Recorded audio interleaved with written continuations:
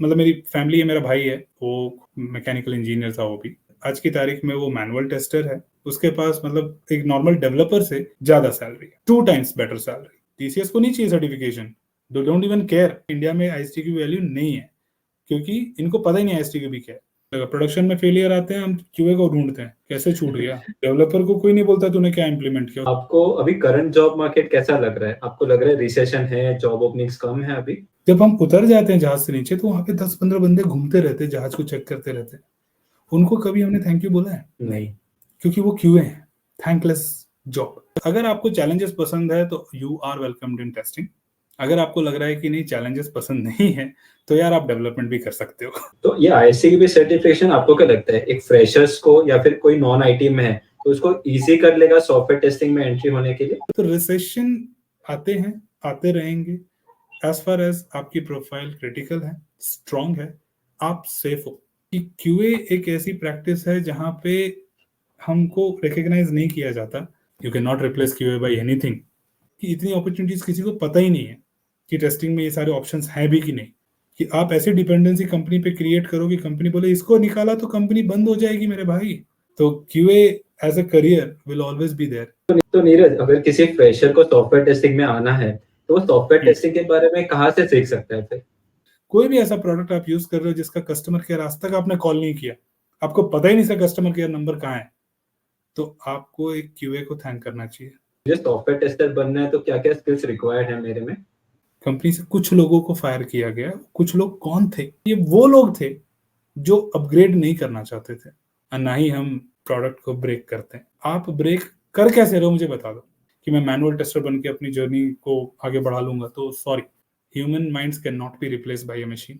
आपको क्या लगता है क्यूए का माइंडसेट कैसा होना चाहिए अगर उसको अच्छा टेस्टर बनना है तो? हमें अपने प्रोडक्ट से प्यार नहीं होता भाई। अगर आपको एक फ्रेशर लेवल पे जॉब अप्लाई करनी है, I want you to be ISTQB foundation certified. उल्लू ने कभी सवेरा नहीं देखा है ना। हाँ। तो उसका कोई मतलब है क्योंकि वो सुबह कभी उठता ही नहीं और रात में दिखता है, उसको दिन में दिखता ही नहीं है। तो उसने उगता सूरज कभी नहीं देखा, तो डजंट मीन कि सूरज नहीं उगता। सूरज उगता है भाई, तुम नहीं जगे उस टाइम। तो ये बताइए कि आईएससी की भी सर्टिफिकेशन होता क्या है? हेलो दोस्तों, मेरे यूट्यूब चैनल में आपका स्वागत है। आज के जो हमारे गेस्ट हैं उनका नाम है नीरज, जिनको टोटल 16 इयर्स का एक्सपीरियंस है आईटी इंडस्ट्री में, जिसमें से 8 इयर्स ऑफ एक्सपीरियंस इनको सॉफ्टवेयर टेस्टिंग में है और रिमेनिंग 8 इयर्स कॉर्पोरेट ट्रेनिंग में है। ये एक रिकॉग्नाइज्ड आईएससी की भी इंस्ट्रक्टर भी है। तो आज के इस पॉडकास्ट में हम लोग बहुत कुछ डिस्कस करेंगे, जैसे कि आईएससी की भी सर्टिफिकेशन होता क्या है, फिर अगर आप एक फ्रेशर हो या फिर नॉन आईटी में हो और अगर आप आईएससी की भी सर्टिफिकेशन करते हो तो क्या आपको सॉफ्टवेयर टेस्टिंग में एंट्री मिल जाएगी क्या? फिर करंट जॉब मार्केट कैसा है? फिर अगर आप एक फ्रेशर हो या फिर एक्सपीरियंस हो तो आप आपके टेस्टिंग करियर में कैसे ग्रो हो सकते हो? तो सबसे पहले हम लोग नीरज के इंट्रोडक्शन से स्टार्ट करते हैं, तो over to you Neeraj. Thank you Siddharth. सबसे पहले थैंक यू सो मच मुझे इनवाइट करने के लिए अपने शो में। एंड इनफैक्ट मैंने काफ़ी कुछ देखा आपके पुराने वीडियोस, आप काफ़ी अच्छा काम कर रहे हो कम्युनिटी के लिए टू मेक श्योर कि उनकी जर्नी काफ़ी अच्छी रहे, क्योंकि कंटेंट प्रिपेयर करना एक बहुत बड़ी चीज़ होती है, सबको सही नॉलेज मिल नहीं पाती। तो आई एम रियली थैंकफुल कि मैं आपका गेस्ट हूँ आपके किसी एक शो में, एंड मैं कुछ ज़्यादा आपके साथ शेयर कर पाऊँ थ्रू दिस वीडियो। इंट्रोडक्शन की बात करें तो इतना कुछ ग्रैंड है नहीं मेरा इंट्रोडक्शन, बट फिर भी मैंने अपना जर्नी इंजीनियरिंग से स्टार्ट की ऑफ कोर्स, और वहाँ पे मैं टेस्टिंग में घुसा। एंड टेस्टिंग की जर्नी काफ़ी इनक्रेडिबल थी टू बी फ्रैंक, क्योंकि वहाँ पे काफ़ी कुछ सीखने को मिला मुझे अपने इनिशियल फ्यू ईयर्स में। मतलब पहले की जो जर्नी थी, कुछ साल थे मेरे, वो काफ़ी चैलेंजिंग थे, काफ़ी कुछ सीखने को मिला वहाँ पे। सो टेस्ट इंजीनियर से सीनियर टेस्ट इंजीनियर की जर्नी काफ़ी अच्छी थी। And over a period of time मैंने देखा कि काफ़ी कुछ मतलब मैं सीख चुका था, एंड दैट्स वेयर मैं क्यों मैं मैनेजर तक पहुंचा। बट फिर एक टाइम आता है ना जहाँ पे आपको लगता है कि यार आपका टैलेंट कुछ और है और आप कर कुछ और रहे हो। तो वहाँ पे मैंने अपने टैलेंट को रिकॉग्नाइज किया कि मेरा प्रेजेंटेशन एंड कम्युनिकेशन स्किल्स थोड़ा स्ट्रॉन्ग एरिया है, एंड मैंने सोचा कि क्यों ना मैं अपने इस टैलेंट को प्रोफेशन में कन्वर्ट कर लूँ। एंड वहीं पे मेरा ट्रेनर की जर्नी स्टार्ट हुई। एंड वहाँ से मैं बिल्कुल बस मतलब फ्रीलांसिंग से स्टार्ट किया, फिर मैंने अपना सेटअप किया। एंड करते करते करते आज इस लेवल पे हैं कि मैं कह सकता हूँ कि वर्ल्ड मुझे जानता है आईएसटीक्यूवी के नाम से, आईएसटीक्यूवी के इंस्ट्रक्शन और ट्रेनिंग और ट्यूटोरियल्स के बारे में। तो आई एम रियली प्राउड कि ऑब्वियसली मैंने कुछ कम्युनिटी के लिए किया है आज तक, और वो कम्युनिटी ने रिकॉग्नाइज किया है, कम्युनिटी को हेल्प मिला उससे, तो I am really glad. Thank you Neeraj आपके इंट्रोडक्शन के लिए। तो आप आपके इंजीनियरिंग बैकग्राउंड के बारे में बता सकते हो क्या, और आपको आपका फर्स्ट जॉब कैसे मिला? इंजीनियरिंग बैकग्राउंड की बात करें तो सबसे सरप्राइजिंग एलिमेंट जो होगा, वो जो मैंने काफ़ी जगह डिस्क्लोज नहीं किया है, कुछ अगर ऑडियंस मेरी होगी यहाँ सुन रही होगी तो कहेंगे कि यार ये तो हमें पता ही नहीं था। तो मैंने अपनी इंजीनियरिंग ऑब्वियसली यहाँ बैंगलोर ईस्ट पॉइंट कॉलेज से की थी, एंड टू बी फ्रैंक मैंने अपना इंजीनियरिंग मैकेनिकल में किया था, the royal mech as a background. तो वहाँ पे मतलब ऑब्वियसली बात है, हम मशीनों से प्यार करते हैं, मशीनों के साथ जीते हैं, तो एक टोटली डिफरेंट चीज़ था ऑल टुगेदर। बट कहते हैं ना कि आपका एक पर्सनल पैशन कहीं ना कहीं दबा होता है, जो आप हमेशा, आपको जब फ्री टाइम मिलेगा तो आप वही करना पसंद करते हो, जैसे पेंटिंग हो गया, डांसिंग हो गया, कुछ भी कह लो आप। तो आपका एक जो इंटरनल पैशन होता है ना, वो आपको कहीं ना कहीं खींचता है। तो दो मैं मैकेनिकल में इंजीनियरिंग कर रहा था, बट साइड बाय साइड मुझे काफी मतलब क्यूरियोसिटी थी कि HTML क्या होता है, PHP क्या होता है। उस टाइम ये चलते थे, 15 साल पहले की बात हो रही है। तो मेरा एक्साइटमेंट था कि मुझे कुछ करना है, तो HTML में छोटे मोटे पेज वगैरह बनाता था, काफ़ी सीनियर से, दूसरे ब्रांच के बच्चों से हेल्प लेता था कि यार ये यहाँ अटक गया हूँ, यहाँ क्या करना है। तो वहाँ पे वो पैशन रिकग्नाइज हुआ मेरा। एंड इंजीनियरिंग तो मैं मैकेनिकल में कर ही रहा था, but side by side I was मतलब काफ़ी क्यूरियस था कि मैं प्रोग्रामिंग में क्या पढ़ सकूँ, टेक्नोलॉजी में क्या हो रहा है, कंप्यूटर क्या है, उसके एसेट्स के अंदर क्या है एंड ऑल दैट। तो इस चक्कर में मेरा ये IT का स्किल थोड़ा कल्टीवेट होता रहा रेगुलरली। बट जब ग्रेजुएशन कंप्लीट हुआ तो ऑब्वियसली बात है, मैकेनिकल के बंदे थे यार, तो मैकेनिकल की कंपनीज कुछ आई थी प्लेसमेंट के लिए इनवाइट करने हमें। तो वहाँ पे भी हमने बोला कि चलो मैकेनिकल के एट द एंड तो यहीं जाना है, पैशन अपनी जगह है, ब्रेड एंड बटर अपनी जगह है। तो वहाँ पे मैंने इंटरव्यू वगैरह दिए थे, तो एक कंपनी मेरा प्लेसमेंट भी हो गया था। एंड 6 महीने मैंने वहाँ काम किया, बट कुछ मज़ा नहीं आया। तो काफ़ी चैलेंजिंग नहीं लगा मेरे को, क्योंकि मुझे लगा कि आज मैं जो कर रहा हूँ, वो मेरा मैनेजर जो 7 साल 8 साल का एक्सपीरियंस था, वो भी वही काम कर रहा था, but at a different level. उसका एक्सपीरियंस अलग था, मेरा एक्सपीरियंस नया था, आई वाज अ फ्रेशर। तो मैंने देखा अपना फ्यूचर, वो कहते हैं ना इंटरव्यू में पूछते हैं ना आपसे कि where do you see after 5 years. तो लिटरली मैंने उसको फील किया कि 10 साल बाद मैं यही हूँ जहाँ पे ये है आज। और इस चक्कर में मैंने जब अपना फ्यूचर देखा, तो मुझे दिख गया कि भाई मेरे को ऐसा फ्यूचर नहीं चाहिए, this is not where I want to be. तो इस चक्कर में फिर मैंने सोचा कि करना क्या है फिर यार लाइफ में। तो फिर वो पैशन को डिग आउट किया मैंने कि मेरा इंटरेस्ट कहाँ है, मेरा पैशन कहाँ है, क्यूरियोसिटी कहाँ है, जो कभी एंड नहीं होने वाली है ना। क्योंकि कहते हैं ना कि the you should always do that job which you are best at. मतलब आपको जो सबसे अच्छा लगता है, अगर आप उसको अपना प्रोफेशन बना लो, तो आपसे अच्छा कोई नहीं कर सकता। तो मैंने वो चीज़ उस टाइम वहाँ रिकॉग्नाइज की कि मुझे पर्सनल इंटरेस्ट मेरा IT में है, सॉफ्टवेयर्स में है। हाउएवर मैंने मैकेनिकल इंजीनियरिंग की है, बट एक इंटरेस्ट था उधर, तो मैंने सोचा कि इसी को चेंज करके देखते हैं। एंड दैट्स वेयर मैंने स्विच किया IT में। और I think I did it well. तो अभी तक तो सब सही जा रहा है, but again the journey doesn't and here, यहाँ पे खत्म नहीं होती है। लाइफ में बहुत कुछ सीखना होता है। तो अभी चल रहा है मेरा जर्नी, एंड चलता रहेगा काफी दिनों तक। करेक्ट। मतलब ये फर्क नहीं पड़ता कि आप इंजीनियरिंग कौन से बैकग्राउंड से कर रहे हो, आपका अगर पैशन है तो भी आप IT में आ सकते हो। देखिए, मेरा कहना ये होगा कि पैशन एक ऐसी चीज है जो आपको हमेशा थ्राइव करेगी, कि मतलब आप अचीव करो इसको, आप कंटिन्यूअसली उसके लिए करते रहोगे कुछ ना कुछ। एक होता है ना कि आजकल यंगस्टर्स में जो हम ज्यादा देख रहे हैं, क्योंकि अब अगेन 15-16 ईयर्स की बात कर रहा हूँ मैं, क्योंकि एक जनरेशन चेंज हो जाता है 15 सालों में, 10 साल में ही हो जाता है, 15 साल की बात हो रही है। तो एक था जनरेशन की भाई, लोग देख के करते थे कि ये कर रहा है तो मैं भी करूंगा, ये इसकी अच्छी सैलरी हो रही है इस डोमेन में तो मेरे को ये करना है। बट पैशन रिकग्नाइज करने का टाइम उस टाइम नहीं था।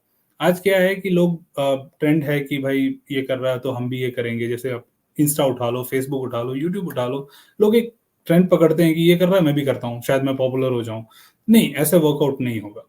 तो एक टाइम था जब थोड़ा क्रंच चल रहा था IT मार्केट में, कि लोगों के पास मतलब लोग CS और IS में बच्चे कम थे। तो उस टाइम वो भी प्रिफर करते थे कि यार आप मैकेनिकल में हो, आपको हम चांस देंगे, एटलीस्ट इंटरव्यू में आओ, हम आपसे बातें करेंगे, आपसे पूछेंगे आपकी कितनी नॉलेज है, डिजर्व करते हो तो हम आपको जॉब दे देंगे।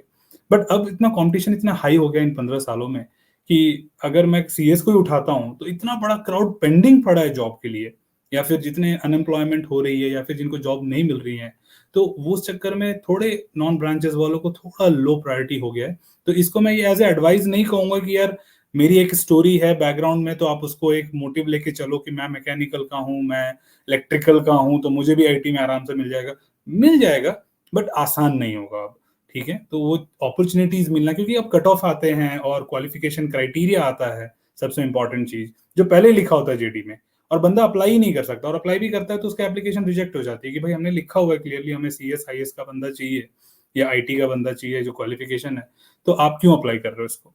तो वो चीजें I think I would not से कि मेरा ये सजेशन है या रिकमेंडेशन है कि भाई आप किसी ब्रांच में आप आईटी में आ सकते हो, नहीं, लेट इट बी जेन्यून कि आपके चांसेस थोड़े कम रहेंगे, बट अप्लाई करने में कोई हर्ज नहीं है, आप अप्लाई करो, बट डोंट बी कि मैंने किया तो मुझे 100% मिल जाएगा, इनको मिल गया था मुझे भी मिल जाएगा।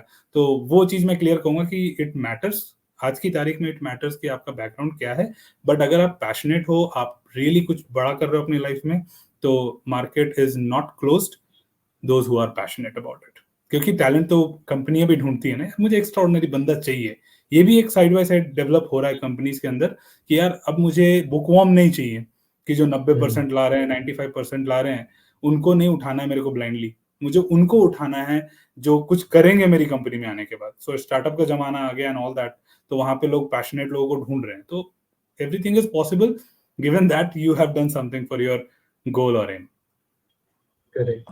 क्योंकि नीरज अभी हम लोग करियर की बात कर रहे हैं, तो मुझे एक बात बताओ, क्या फ्रेशर को सॉफ्टवेयर टेस्टिंग ऐसा करियर चूज करना चाहिए 2024 में?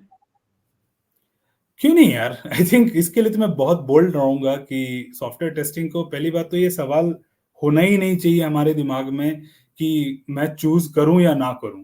ये भी एक प्रोफेशन है, जैसे डेवलपमेंट एक प्रोसेस है, आर्किटेक्चर एक प्रोसेस है, बिजनेस एनालिस्ट एक रोल है, डोमेन है, तो वैसे ही टेस्टिंग भी एक डोमेन है। हर चीज अपने में एक खूबी रखती है, अपने में एक खासियत रखती है कि like what is the significance, importance क्या है इसका।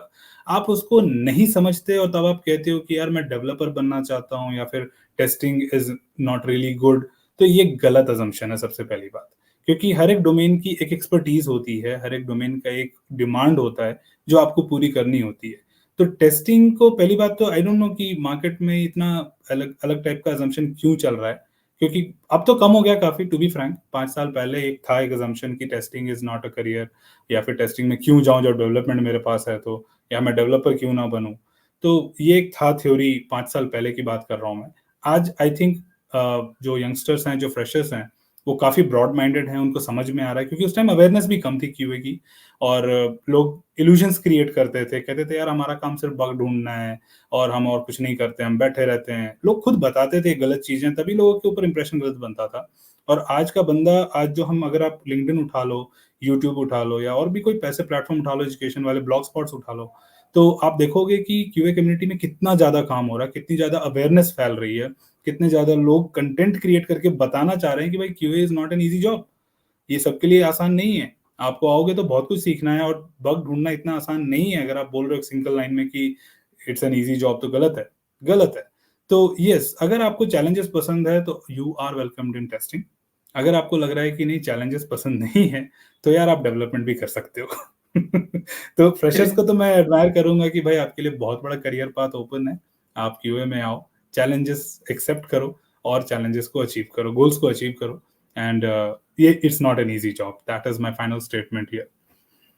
क्योंकि सबसे पहले दिमाग में क्या आता है, मेरे को डेवलपर बनना है, टेस्टिंग किसके दिमाग में नहीं आता है, इसलिए ये क्वेश्चन बहुत सारे लोग मुझे भी पूछते हैं, क्या सॉफ्टवेयर टेस्टिंग करियर चूज करना चाहिए क्या?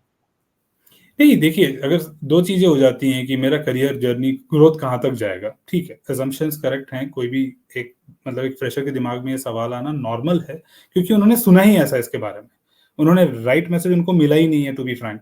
तो उनको पता ही नहीं कि टेस्टिंग का जर्नी जाता कहाँ है, एंड गोल क्या है, मुझे कहाँ तक आगे तक, मतलब ग्रोथ कैसी मिलेगी, सैलरी कैसी रहेगी एंड ऑल दैट।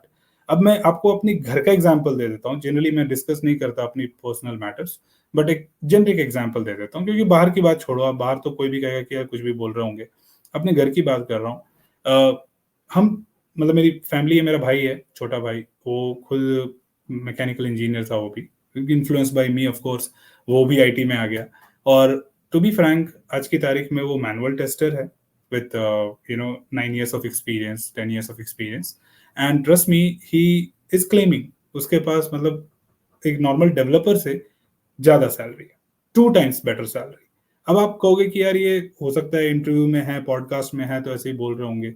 नहीं, आप रैंडमली अगर ऐसे कुछ लोगों से मिलो जिनके पास एक्सट्रीम स्पेशलिटी है, या आप एक पर्टिकुलर डोमेन में काम कर रहे हो जिसमें लिमिटेड रिसोर्स हैं, या आपने उसमें एक्सपर्टीज गेन कर रखी है, तो यार कंपनी इज गोइंग टू पे you what you really want, right? क्योंकि एक होता है ना नीश स्किल जिसको हम बोलते हैं कि यार जावा, पीएचपी, पाइथन सबको पता है, बट जावा में किस लेवल की एक्सपर्टीज है आपकी, वो मुझे बताओ, है ना? तो आपको मैं एक प्रॉब्लम दूंगा, मैं आपको एक रियल टाइम सिचुएशन दूंगा, will you be able to handle that? उसको आप सॉल्व कर पाओगे या नहीं? आप उसको सॉल्व करते हो तो यू आर एक्स्ट्राऑर्डिनरी। आप कहते हो नहीं, जितना सबको पता है उतना मुझे भी पता है, तो आप कौन से बड़े आदमी हो, है ना? आपके पास क्या एक्स्ट्रा क्या है? तो मैं आपको क्यों दूंगा डिजर्विंग से बेटर, है ना? सिंपल सवाल है ये। तो अगर आप उस क्वेश्चन को खुद पे आंसर अप्लाई करके आंसर कर पा रहे हो, तो आप समझ रहे हो कि आप चाहे किसी भी डोमेन में हो, आपको एक बढ़िया सैलरी मिलेगी। तो पहला पॉइंट तो ये हो गया सैलरी का, जो कंफ्यूजन क्लियर कर रहा हूं मैं। ठीक है, तो क्यूए को भी डिजर्विंग सैलरी मिल रही है, और इनफैक्ट बेटर मिल रही है compare to developer, if you have good skills with you. ठीक है। और दूसरी बात करें कि करियर ग्रोथ कहाँ लेके जाएगा मेरे को, तो करियर ग्रोथ ऑब्वियस ही बात है कि यार आप जैसे जैसे बढ़ रहे हो अपने एक्सपीरियंस के साथ, अपनी टेक्नोलॉजीज अपग्रेड कीजिए, प्लेटफॉर्म अपग्रेड कीजिए। और टेक्नोलॉजीज में मतलब हो गया मेरा कि क्लाउड हो गया, आपका AI ML हो गया। तो जो चीजें आपको लग रही है कि मार्केट में नया आ रहा है, तो आप उसको पीछे नहीं छोड़िए, सिंपल सी बात।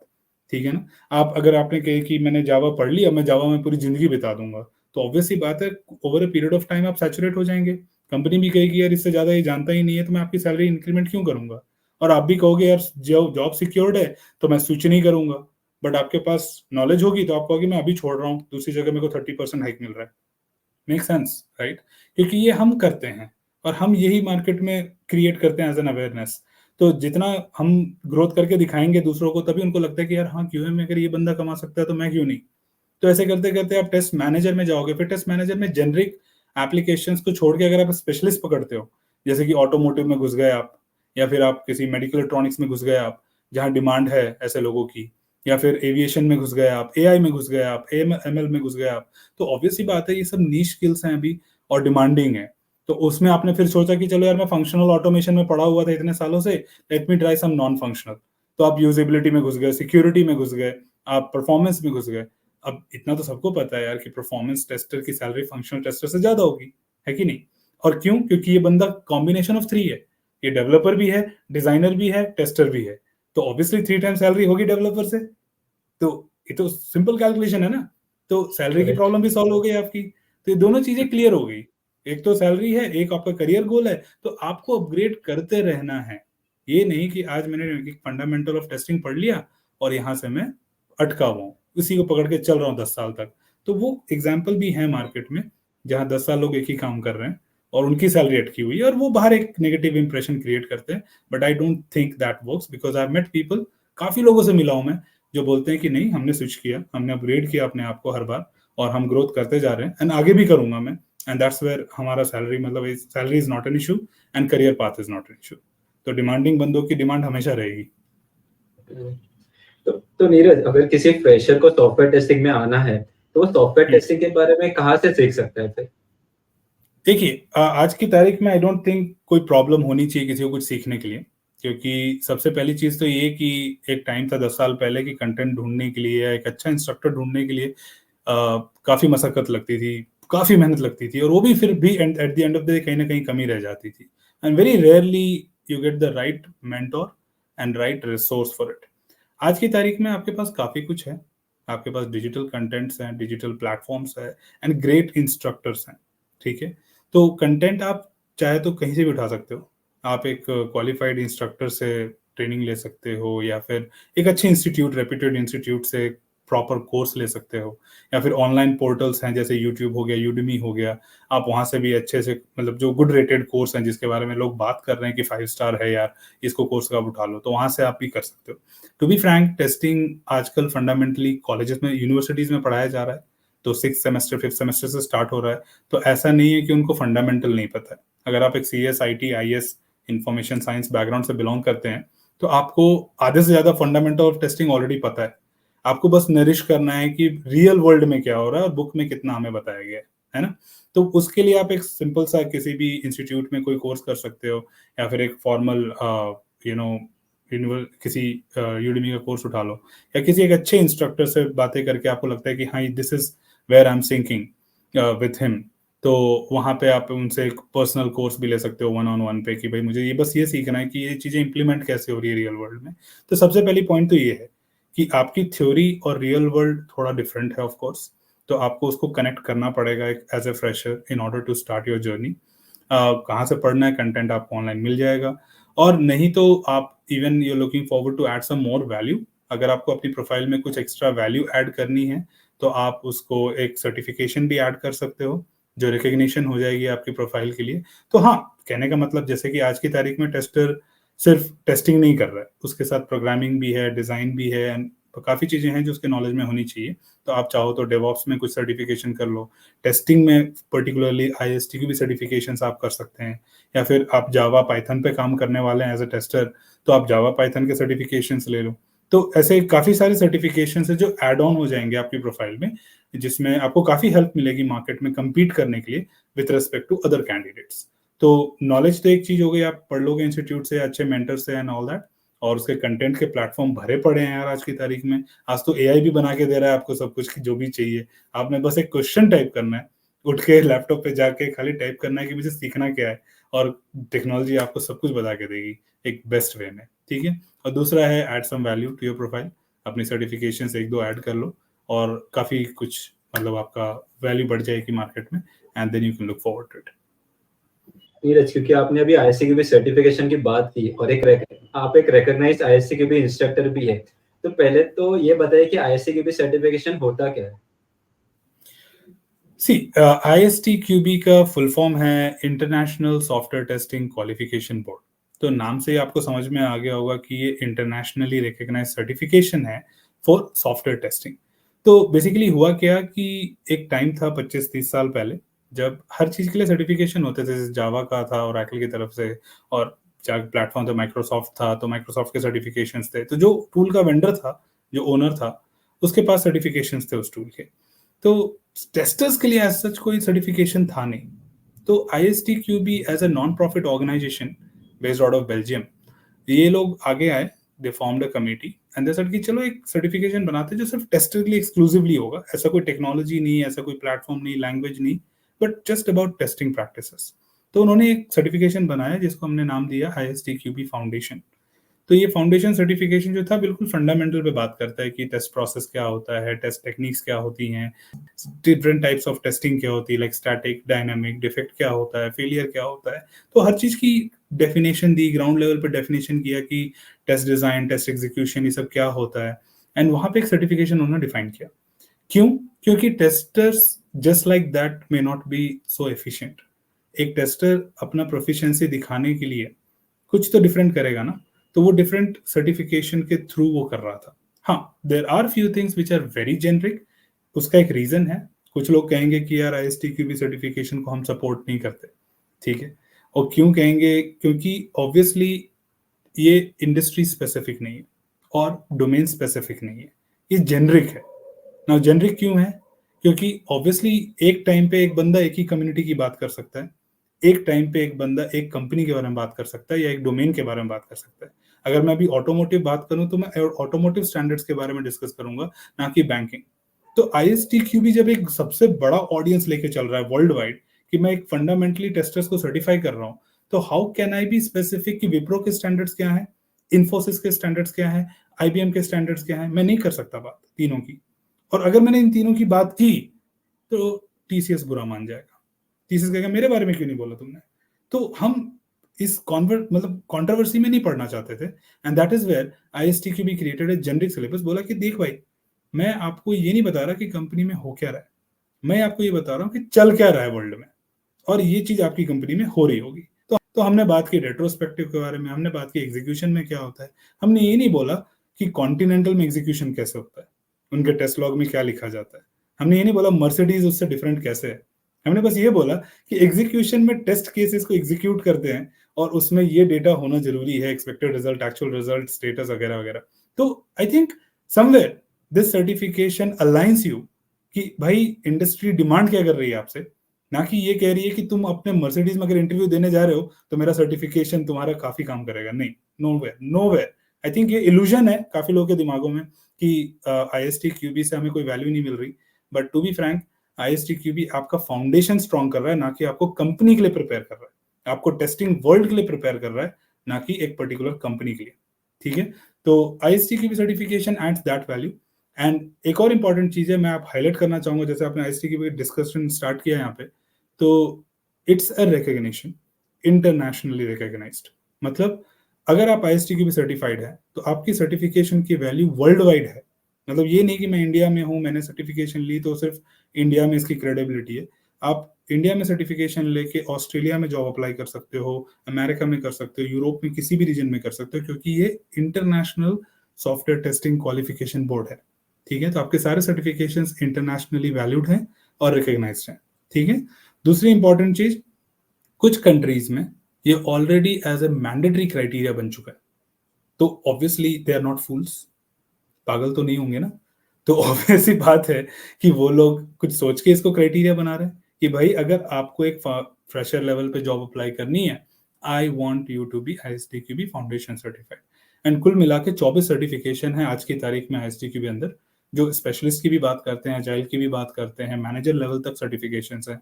तो जिस लेवल की जॉब ओपनिंग होती है ना, यूरोप एंड अमेरिका, ये दो जगह पे ये mandatory criteria as a prerequisite है। अगर आप IST QB क्वालिफाइड नहीं हो, सर्टिफाइड नहीं हो, तो उनमें नीचे क्लियरली लिखा रहता है इट्स अ मस्ट। मतलब अगर नहीं है तो अप्लाई का बटन दबाना ही नहीं, आप कोई मतलब नहीं बनता है, हम आपके प्रोफाइल को शॉर्टलिस्ट नहीं करेंगे। तो इट मेक सेंस कि IST QB की क्रेडिबिलिटी किस लेवल तक है।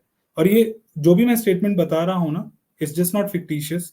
आप कभी भी कोई भी प्लेटफॉर्म खोल सकते हैं, जैसे कि लिंक्डइन खोल लो, इंडीड खोल लो, या Naukri.com खोल लो। अगर आप कोई लंदन का जॉब देख रहे हो, रोम का जॉब देख रहे हो, पेरिस का जॉब देख रहे हो, देखना वहां नीचे लिखा होगा टेस्टिंग का कि it's a mandatory qualification criteria कि टेस्ट एनालिस्ट सर्टिफाइड होना चाहिए। तो वहां पे जस्टिफाई हो जाएंगी चीजें कि हाँ ये बंदा अगर कुछ बता रहा है तो इट मेक सेंस। तो अमेरिका में देखोगे वहां लिखा रहेगा नीचे कि IST QB foundation is must. तो मस्ट का मतलब होता है प्री रिक्विजिट। तो yes, IST QB adds a lot of value to your profile. और साथ के साथ ये हो जाता है कि आपका अलाइनमेंट हो जाता है कि अगर कुछ चीजें मैंने कंपनी स्पेसिफिक पढ़ी हुई हैं और मैं तब स्विच करना चाहता हूँ, तो वहां पे मेरे को दिक्कत नहीं होगी। सीधी सी बात है, विप्रो में मैं 10 साल से काम कर रहा हूँ। ठीक है, विप्रो ने मुझे कुछ समझाया कि मेरे इंटरनल स्टैंडर्ड्स ये हैं, डेफिनेशंस ये हैं, प्रोटोकॉल्स ये हैं। अब 10 साल के बाद मैं विप्रो से जा रहा हूँ माइक्रोसॉफ्ट, तो क्या लगता है विप्रो के स्टैंडर्ड माइक्रोसॉफ्ट फॉलो करता होगा? नहीं ना। उनकी डेफिनेशंस अलग होंगी, नेमिंग कन्वेंशंस अलग होंगे। तो IST QB बस ये अलाइन कर रहा है कि भाई बाकी दुनिया क्या कर रही है, आप कुएं से बाहर निकलोगे तो आपको तो दुनिया अलग दिखेगी ना। तो वो कहाँ से पता चलेगा आपको? तो कोई जनरलाइज कंटेंट हो तो भी तो आपको जनरलाइज करेगा कि आप फाइट करते रहोगे कि जस्ट बिकॉज मैंने 10 साल विप्रो में काम किया तो विप्रो ही सही है। तो अंधे ने कभी, वही कहते हैं ना, मैं दूसरा वर्ड यूज कर रहा हूँ, उल्लू ने कभी सवेरा नहीं देखा, है ना। हाँ। तो उसका कोई मतलब है, क्योंकि वो सुबह कभी उठता ही नहीं और रात में दिखता है उसको, दिन में दिखता ही नहीं है। तो उसने उगता सूरज कभी नहीं देखा, तो डजंट मीन कि सूरज नहीं उगता, सूरज उगता है भाई, बस तुम नहीं जगे उस टाइम। तो ऑब्वियसली बात है कि एक चीज, कुछ चीजें हैं जो मैटर करती हैं।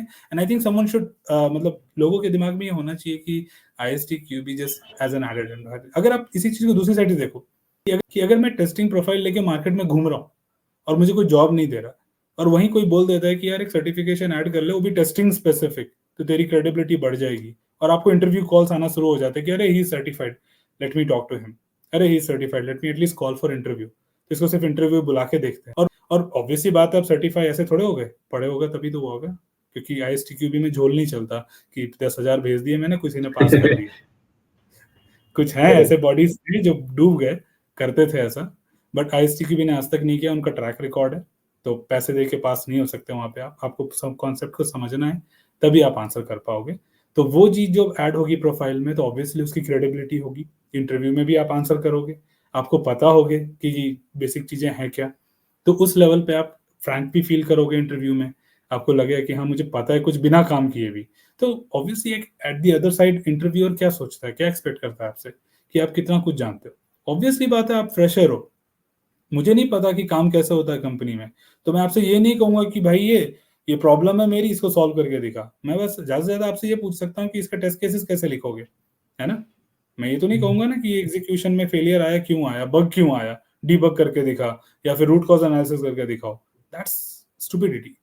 ये कोई एक्सपेक्ट ही नहीं कर रहा आपसे। आपसे एक्सपेक्ट कर रहे हैं कि जो फंडामेंटल्स है दैट इज क्लियर और नॉट। आपको पता है कि बग और डिफेक्ट में डेफिनेशन डिफरेंस क्या है? क्या आपको पता है कि एग्जीक्यूशन इस टाइम पे क्यों किया जाता है? उससे पहले टेस्टर क्या कर रहा है? स्टैटिक टेस्टिंग क्या होती है? रिव्यू में कितने टाइप होते हैं? उन चारों में डिफरेंस पता है आपको? तो आईएसटी भी ये बता रहा है, आईएसटी भी ये नहीं कह रहा है कि तुम इंस्पेक्शन करो या फिर इनफॉर्मल रिव्यू करो। तो that's the point. I think this is one way. मैं एक मैसेज देना चाहता हूँ सारे फ्रेशर्स को कि यार IST QB is not teaching you कि कंपनी में काम कैसे करना है, काम क्या करना है वो बता रहा है आपको। उसके बाद तो कंपनी आपको ट्रेनिंग देगी। आज आप हायर हो जाओगे तो कंपनी आपको अलाइन करेगी, नो मैटर आपका एक्सपीरियंस कितना है। मैं अपनी बात करता हूँ, 15 साल का एक्सपीरियंस है भाई। अगर अभी हम जाएंगे किसी कंपनी में इंटरव्यू देने, तो वो उसके बाद भी मुझे 10 दिन 15 दिन बिठाएंगे कि भाई तुम हमें शैडो करो कि हम कैसे करते हैं इसको। तो इट डजंट मीन कि मेरे पास आईएसटी क्यूबी नहीं होना चाहिए, है ना। आईएसटी क्यूबी अपनी जगह है और वो कंपनी जो बताएगी वो अपनी जगह है। अगर मेरे पास टेस्ट मैनेजर के स्किल्स नहीं होंगे तो मुझे कोई कंपनी हायर नहीं करेगी। Yes, I am saying that कि skill is important, but on top of it अगर 3 टेस्ट मैनेजर खड़े हैं इस पोजीशन के लिए, इंटरव्यू दे रहे हैं, और मेरे पास सर्टिफिकेशन उन दोनों के पास नहीं है, तो I think Siddharth, you don't need me to tell you कि इन तीनों में किसका प्रोफाइल शॉर्टलिस्ट होगा। कहेंगे क्वालिफिकेशन तीनों की सेम है, स्किल भी सेम है, बट ये बंदा सर्टिफाइड भी है। मैं चौड़ा होकर बता सकता हूँ कंपनी को, is one of the certified test managers. तो मेक सेंस ना। तो वो क्रेडिबिलिटी की बात हो रही है कि व्हेन आईएसटी क्यूबी में आप ऐड कर रहे हो। एंड एक और चीज है, फ्रेशर्स ज्यादातर ये भी सोचते हैं कि मेरी अब्रॉड की अपॉर्चुनिटीज क्या होंगी, कितने चांसेस है मेरे फ्लाई करने के। तो आईएसटी क्यूबी वहां भी ऐड होगा आपका वैल्यू में कि आप क्वालिफाइड हो इंटरनेशनली, तो आपके चांसेस ज्यादा होते हैं अब्रॉड की अपॉर्चुनिटीज के लिए। नीरज, तो ये आईएससी की भी सर्टिफिकेशन आपको क्या लगता है एक फ्रेशर्स को या फिर कोई नॉन आईटी में है तो उसको इजी कर लेगा सॉफ्टवेयर टेस्टिंग में एंट्री होने के लिए?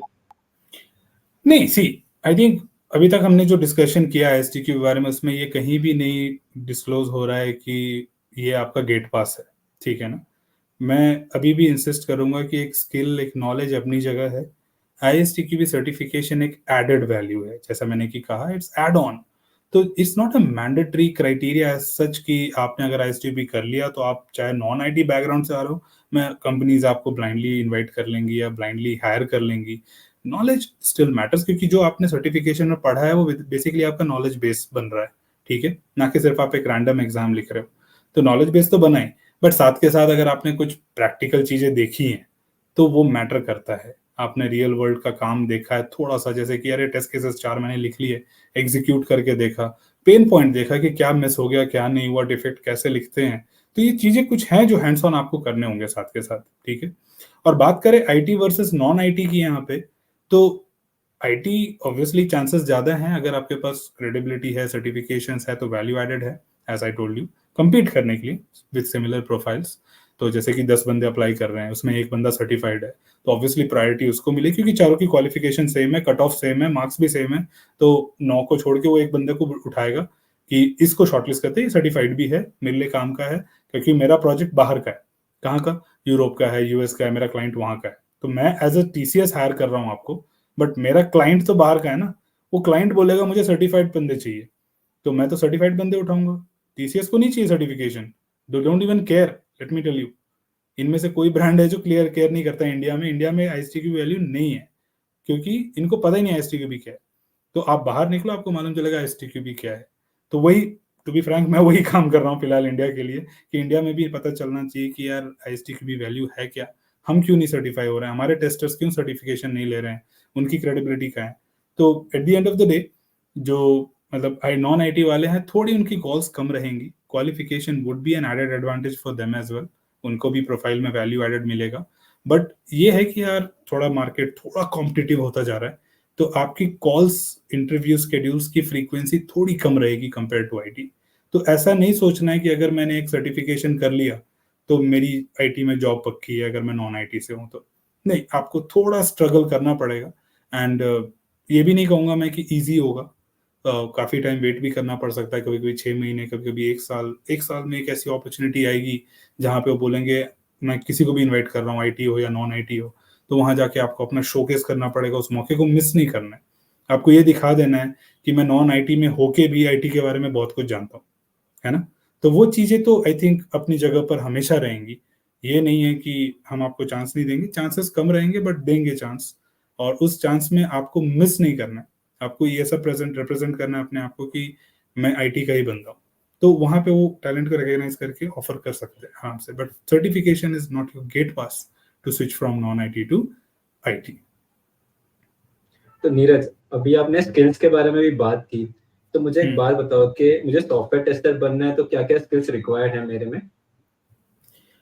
2024 की बात करें तो स्किल्स ऑलमोस्ट डेवलपर के इक्विवेलेंट हो गए हैं। तो मैं बिल्कुल नहीं कहूँगा कि यार आपको अगर टेस्टिंग फंडामेंटल पता है तो यू आर ओपन, आप रेडी हो जॉब के लिए। आज की तारीख में आपको प्रोग्रामिंग भी पता होनी चाहिए, और दूसरी चीज़ें जैसे कि कहानी कहाँ से स्टार्ट होती है वहाँ से स्टार्ट करते हैं कि टेस्टर को टेस्ट क्या करना है। एक एप्लीकेशन, वो एप्लीकेशन किसी लैंग्वेज पे बना हुआ है, किसी प्लेटफॉर्म पे बना हुआ है, जैसे क्लाउड प्लेटफॉर्म। जब मैं प्लेटफॉर्म बोलूँ मतलब क्लाउड, AWS वगैरह इसकी बात हो रही है, सैप की और सेल्सफोर्स की। तो अगर उस प्लेटफॉर्म को टेस्ट कर रहे हो या उस प्रोग्रामिंग लैंग्वेज बिल्ट एप्लीकेशन को टेस्ट कर रहे हो, तो एक टेस्टर को ये पता होना चाहिए कि इस प्रोग्रामिंग में फ्लॉ क्या है और फ्लॉ हो कहाँ सकते हैं, गलतियां कहाँ हो सकती है डेवलपर से। I think at the end एक बेसिक फंडामेंटल क्वेश्चन का आंसर ही पूरी टेस्टिंग का वर्ल्ड है, ठीक है? दैट इज कि टेस्टर काम क्या करता है। टेस्टर जो काम करता है वो है डिफेक्ट ढूंढना, है ना? बट इसके पीछे एक बहुत बड़ा डीप थॉट है, बहुत इंटरेस्टिंग डीप थॉट। क्या है ये? हम काम डेवलपर से क्यों नहीं करवाते? क्योंकि क्या है, बताओ, आप बताओ। डेवलपर का वो माइंडसेट नहीं होता, एक तो खुद ने भी कोड लिखा हुआ है, वो टेस्टिंग माइंडसेट भी नहीं है उनका। एग्जैक्टली तो अभी इसको थोड़ा और डीप जाते हैं, ठीक है? तो जब हमने एनालिसिस किया कि डेवलपर से काम क्यों नहीं करवा रहे हम, क्योंकि पहले टेस्टर नहीं होते थे, टेस्टिंग होती थी, टेस्टर नहीं होते थे। मैं 70s 80s की बात कर रहा हूँ। तो 1970s 80s में टेस्टिंग होती थी बट टेस्टर्स नहीं होते थे, डेवलपर करते थे, और डिफेक्ट्स लीक होते थे मार्केट में। प्रोडक्शन में जाता था, कस्टमर के पास डिफेक्ट आते थे, कस्टमर इतना बड़ा लिस्ट लेके आता था कि भाई हमारा इतना डिफेक्ट आया है, क्या करो तुम लोग। तो हमने जब एनालिसिस किया, डीप एनालिसिस किया, तो हमें 3 साइकोलॉजिकल फैक्ट मिले ह्यूमन बीइंग के। 3 साइकोलॉजिकल फैक्ट। वो 3 ये फैक्ट थे। पहली चीज, वी आर एरर प्रोन। हम गलतियां कर सकते हैं as a human. Human is error prone, ठीक है ना? हम परफेक्ट नहीं है, हम मशीन्स नहीं है, हम गलतियां कर सकते हैं। दूसरा point, we can not find all our mistakes. हम चाहे जितने भी एक्सपर्ट, जितने भी परफेक्ट क्यों ना हो, अगर हमने गलतियां की हैं तो हमें सारी गलतियां नहीं मिलेगी, चाहे कितना भी रिव्यू करो, ठीक है? चाहे किसी भी लेवल पे एक्सपर्टीज क्यों ना हो, आपको अपना रिटर्न ईमेल आप गलत लिख सकते हो और आप उसको पढ़ लो चाहे जितनी बार, एक गलती ऐसी होगी जो आपको कभी नहीं दिखेगी, क्योंकि मैंने उसको क्रिएट किया, मेरे अंदर एक अजम्पशन है मेरे माइंड में कि मैंने लिखा है इसको, ये सब सही होगा। तो आप कहीं ना कहीं एक चीज गलती मिस कर दोगे। आप सारी गलतियां नहीं ढूंढ सकते अपनी, you can not find all your mistakes. And third and most interesting thing about human psychology is we are good at finding others mistake. हम दूसरों की गलतियां बड़ी आसानी से ढूंढ लेते हैं। अब इन तीनों को अगर आप मिलाओ बड़े प्यार से, तो आपको एक रोल नजर आएगा जिसका नाम है क्यूए, ठीक है? तो क्यूए जो रोल बना गया था वो इस 3 साइकोलॉजिकल एस्पेक्ट की वजह से बना था कि एक तो ह्यूमन गलती करता रहेगा, जिंदगी भर करता रहेगा, जब तक डेवलपर कोड बना रहे तब तक गलतियां होंगी। Replacing a developer is not the solution. Developer को बदल देना, उसको हटा के फायर करके इसको नया हायर कर लेना इज नॉट द सोल्यूशन। तो डेवलपर तो रहेगा ही रहेगा, गलतियां होंगी होंगी, और वो अपनी गलतियां सारी ढूंढ नहीं सकता। तो तीसरा बंदा चाहिए मुझे जो तेरी गलतियां ढूंढ सके, ठीक है ना? तो स्टोरी वहां शुरू हुई कि एक क्यूए को क्यों हायर किया गया, एक क्यूए प्रोफाइल क्यों बनाया गया, ठीक है? अब आप अगर ये समझ गए हैं तो अब आगे बढ़ते हैं कि अब स्किल्स क्या चाहिए। तो अब क्यूए आ तो गया कंपनी में, प्रोजेक्ट में आ तो गया, बट उसने बोला टेस्ट क्या करना है? बोला ये एप्लीकेशन टेस्ट कैसे करते हैं? तो बोला जैसे यूज करते हैं। तो बोला बस ये मतलब प्रोडक्ट यूज करके बताना कैसा है? तो या तो एंड यूजर से करवा लो तुम, उसके लिए टेस्टर क्यों चाहिए? तो टेस्टर को बोला गया कि भैया नहीं नहीं नहीं, ऐसे नहीं, ये तो प्रोडक्ट तुमने कभी देखा ही नहीं है पहले, ये तो अभी बना है, जस्ट कोडिंग हो रही है अभी इसकी, और आपके पास आ रहा है एक गलत अलग अलग ही स्ट्रक्चर में, मतलब 360 व्यू है ही नहीं आपके पास इसका। आज आपके हाथ में फोन है, आपको पता है फोन कैसे चलता है। आपको मैं बोलूं फोन पे 10 टेस्ट केस लिखो, आप फटाफट लिख दोगे, क्यों? आप 10-20 साल से फोन यूज कर रहे हो, है ना? बट अगर मैं आपको कुछ ऐसा प्रोडक्ट जो आपने कभी नहीं देखा, आप 5 टेस्ट केस नहीं लिख पाओगे उस पर। समझ रहे हो चैलेंज? तो अब बात आ रही है फिर से स्किल की, ठीक है ना? स्किल ही समझा रहा हूं मैं आपको कि स्किल क्या चाहिए आपको। तो सिर्फ टेस्ट केसेस लिखना, एग्जीक्यूट करना, डिफेक्ट रिपोर्ट करना is not the only skills जो टेस्टर्स को चाहिए। टेस्टर्स को अब जानना है कि डेवलपर गलत कहाँ होगा, कहाँ कहाँ गलती कर सकता है वो, ऑपरेटर्स क्या होते हैं, इंस्ट्रक्ट्स कंस्ट्रक्ट्स क्या होते हैं, अरे क्या होता है, फिर फॉर लूप क्या होता है, इफ के ड्रॉबैक्स क्या हैं, कौन सा पार्ट जो है अगर एल्स में मिस कर दिया उसने तो ये एग्जीक्यूट नहीं होगा, अनरीचेबल कोड क्या होता है, डेड कोड क्या होता है, इनफाइनाइट लूप क्या होता है। अगर एक टेस्टर को ये नहीं पता तो वो डिफेक्ट ढूंढेगा कहाँ? अगर मैंने 100 टेस्ट केसेस लिखे हैं और 100 के 100 टेस्ट केस पास हो गए, does it mean it is a quality product? नहीं। मेरा काम है फेलियर ढूंढना, और ढूंढने के लिए मुझे पता होना चाहिए प्लेटफॉर्म है क्या, प्रोडक्ट है क्या, और इसमें गलतियां कहाँ हो सकती हैं। Greater than and equal to and greater than में डिफरेंस होता है मेरे भाई। तो एक टेस्टर की स्किल सेट आज की तारीख में ये है 2024 की बात करें तो, कि आपको डेवलपर इक्विवेलेंट बनना है पहले, ठीक है। उसके ऊपर अपना ब्रेन एज ए यूजर लगाना है, एज ए पर्सपेक्टिव लगाना है कि एंड यूजर इसमें कैसे यूज करेगा इसको, और अब मेरे को इसको यूज करके इसमें डिफेक्ट ढूंढना है, राइट। मुझे इसको पास नहीं करना है, पन्ने पलट दिए बुक के और बोला बुक तो सही है, नहीं, पढ़ के बताना है कि समझ में आ रहा है कुछ इस बुक से कि नहीं, कि ये ऐसे ही बस लिखा हुआ है कुछ अखबार की तरह। सो अखबार और बुक में डिफरेंस होता है मेरे भाई। तो समझने वाली बात यह है कि आपको डेवऑप्स पता होना चाहिए, क्योंकि आजकल उसका ट्रेंड चल रहा है, अगेन लाइक हर कंपनी यूज कर रही है। एजाइल फंडामेंटल्स पता होना चाहिए, प्रोसेस की बात हो गई। अब टेक्नोलॉजी की बात करें तो आपको प्रोग्रामिंग लैंग्वेजेस जो कॉमन है आजकल, जैसे पाइथन पकड़ लो, आपका पीएचपी हो गया, एचटीएमएल हो गया जो कॉमनली यूज हो रहा है, जावास्क्रिप्ट हो गया। हाँ, कुछ लोग कहेंगे पीएचपी आउटडेटेड है यार, क्या बात कर रहा है। बेसिक तो देगा आपको, फंडामेंटल तो देगा, क्योंकि स्टाइलिंग तो अभी भी वहीं से हो रही है, कहीं ना कहीं फंस जाते हैं, पीएचपी पहुंचते हो आप। तो ऑल आई मीन टू से इज कि आपकी जो लैंग्वेजेस हैं कॉमन, वो आपकी फंडामेंटल क्लियर होनी चाहिए कि जावा क्या है, पाइथन क्या है। थोड़ी सपोर्टिंग में आ जाओ तो एचटीएमएल है, पीएचपी है, जावास्क्रिप्ट है, नोड वगैरह में घुसना चाहते हो घुस लो थोड़ा सा, बट ऐसा नहीं कि एक्सपर्ट आपको डेवलपमेंट करना है। Have the knowledge of it, how it works, कैसे काम करता है, कहाँ गलतियां हो सकती हैं, कहाँ कॉम्प्लेक्सिटी आती है। देन आती है आपकी बात प्लेटफॉर्म की, कि ये प्रोडक्ट बन के डिप्लॉय कैसे होता है। फिर आप बात करोगे जेंकिंस की, कि डेवऑप्स में कैसे यूज होता है, सीआई/सीडी पाइपलाइन क्या है। तो अब ये सारी चीजें जो है टेस्टिंग से अवे हैं। अदर देन दैट, तो एक टेस्टर से एक्सपेक्टेशन आज की तारीख में ये है कि आप टेस्टिंग के डेफिनेशंस किसी ट्यूटोरियल से पढ़ के आ गए हो तो मैं आपको हायर नहीं करूंगा। You must know how to test it. और दूसरी सबसे इंपॉर्टेंट चीज, मैनुअल धीरे धीरे खत्म हो रहा है, ठीक है। हम उस जमाने में आ गए हैं जहां पे हर चीजें ऑटोमेट हो रही हैं, हर चीज। तो टेस्टिंग भी ऑटोमेशन की तरफ जा रहा है to reduce the time. Simple, project का कॉस्ट है हमारे पास, बजट आ रहा है। पहले बजट की किल्लत होती थी, अब बजट की किल्लत नहीं है क्लाइंट के पास। क्लाइंट कह रहा है पैसा कितना चाहिए ले, बट मेरे को क्वालिटी देना। तो हम ऑटोमेशन टूल्स उठा रहे हैं और हम रिसोर्स को पैसा भी दे रहे हैं। तो हम कहते हैं कि भैया हमें ऑटोमेशन टेस्टर चाहिए। तो मैनुअल अगर आप सोच रहे हो कि आज की तारीख में कि मैं मैनुअल टेस्टर बन के अपनी जर्नी को आगे बढ़ा लूंगा, तो सॉरी, थोड़ा सा गलत असम्पशन है। मैनुअल एग्जिस्ट करेगा, करता रहेगा, मैनुअल को कोई नहीं हटा सकता, बट परसेंटेज कम हो जाएगी, ठीक है। आज की तारीख में से 30% मैनुअल चल रहा है, 70% ऑटोमेशन हो रहा है, बट थोड़े दिन बाद वो 80 हो जाएगा, फिर 90 हो जाएगा। 100 टू सर्टेन एक्सटेंट में नहीं बोल सकता, क्योंकि ये कभी नहीं हो सकता, क्योंकि एक ऑटोमेशन टूल भी मैनुअली टेस्ट होता है, ठीक है। तो मैनुअल अपनी जगह पर रहेगा। Human minds can not be replace by a machine, ठीक है। एआई की बात बाद में करेंगे कभी और, but human minds can not be replace by machines forever और 100%। तो 99 तक की बात, 99 तक का वादा मैं कर सकता हूँ आगे फ्यूचर डाउन द लाइन। तो आप ऑटोमेशन साथ में लेके चलो, कि ऑटोमेशन मुझे सीखना है, मुझे करना है। हाँ, ऑब्वियसली स्टार्टअप मैनुअल से कर सकते हो कि मैंने मैनुअल पता है, बट अगर और प्रोफाइल को कॉम्पिटिटिव बनाना है तो एक ऑटोमेशन टूल ऐड कर लो अपने प्रोफाइल में, जैसे कि सेलेनियम हो गया जो सिंपल है, ओपन सोर्स अवेलेबल है। एक जावा पाइथन से पढ़ लो उसको आप। तो आप एक ऑटोमेशन टूल डाल देंगे अपने प्रोफाइल में तो काफ़ी कॉम्पिटिटिव हो जाएगा वो, और वो स्किल में ऐड करने से आपकी जॉब सर्च काफ़ी इजी हो जाएगी। तो अपना डेवलपमेंट के रिलेटेड जितना डेटा आप कर सकते हो ऐड कर लो। टेस्टिंग तो फंडामेंटल आपका हो ही गया। थर्ड जो चीज़ है आपका सर्टिफिकेशन हो गया।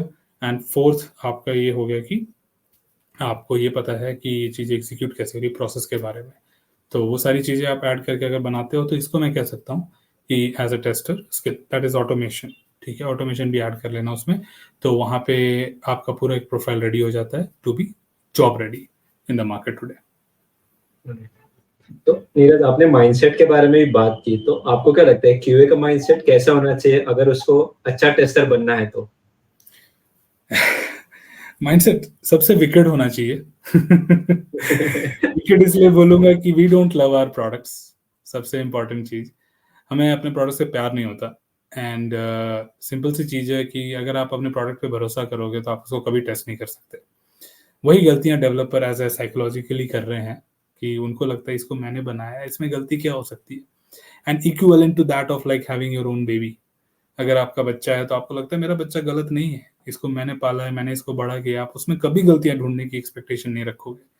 पर दूसरे बंदे जैसे टीचर्स हो गए, कॉलेज के लेक्चरर्स हो गए, वो तो आराम से बुला के बताएंगे आपको, आइए आपके बच्चे ने क्या क्या किया मैं बताता हूँ। आप कहोगे ऐसा ऐसा नहीं कर सकता मेरा बच्चा। सी, पहला स्टेटमेंट वही निकलेगा, ऐसा तो नहीं कर सकता, बट उसने किया होगा तभी तो बता रहा है ना। तो एग्जैक्टली वही बात आती है कि टेस्टर का माइंडसेट जो है वो टोटली अवेयर रहता है from the creation point of view. हमें कोई मतलब नहीं है प्रोडक्ट बना कैसे। हाँ, मैं स्किल्स की बात नहीं कर रहा हूँ अभी। ऑब्वियसली बात है, डेवलपमेंट मुझे पता है, मुझे लैंग्वेज पता है कैसे बना है, वो कैसा नहीं बोल रहा हूँ मैं। कैसा मतलब इसको किस तरीके से बनाया गया है, ठीक है, कैसे मतलब इम्प्लीमेंट किया गया है।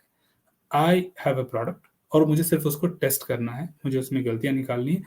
एक पर्सपेक्टिव जो होता है वो यूजर एंड का यूज करते हैं कि एज ए यूजर अगर मैं एक यूजर हूं तो उसको कैसे यूज करूंगा, वो क्या क्या चीजें अटेम्प्ट कर सकता है इस प्रोडक्ट पे। हाँ, कभी कुछ चीजें वियर्ड भी हो सकती हैं कि ऐसा यूजर नहीं करेगा, फिर भी मैं करके देख रहा हूँ कि ऐसा अगर किसी ने किया तो शायद कुछ क्रैश हो या शायद कुछ डिफेक्ट मिल जाए। तो हम हर तरीके से सोचते हैं एक प्रोडक्ट को टेस्ट करने के लिए। तो एक मेंटल परसेप्शन एंड यूजर का होना बहुत जरूरी है, ठीक है। और दूसरी बात करें माइंडसेट की, तो यहाँ पे हम उस चीज को अलग अलग तरीके से ट्राई करते हैं। जैसे कि एक सिंगल अप्रोच हैप्पी पाथ जिसको हम बोलते हैं अपनी भाषा में, हमेशा उस पर रिलायबल नहीं होना है।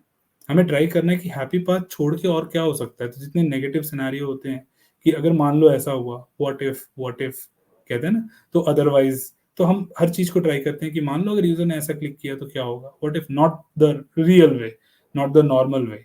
तो उसको हम वो सब तरीकों से ट्राई करते हैं। उसके लिए आपका sense of thinking should be different from creativity. मतलब कंस्ट्रक्टिव तो होना ही नहीं चाहिए बिल्कुल भी। हाँ, एट द सेम टाइम मैं ये नहीं कहूंगा कि हमारा नेचर डिस्ट्रक्टिव है और ना ही हम प्रोडक्ट को ब्रेक करते हैं। दो इंपॉर्टेंट चीजें, ठीक है। ये बहुत गलत स्टेटमेंट है अगर कोई बोल रहा है।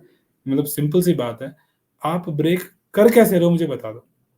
There is no such proofs कि आप उस प्रोडक्ट को ब्रेक कर रहे हो। आप एक टेस्ट केस लिखा है, आपने उसको रन कर रहे हो उसके ऊपर, उससे कोड नहीं बदल रहा।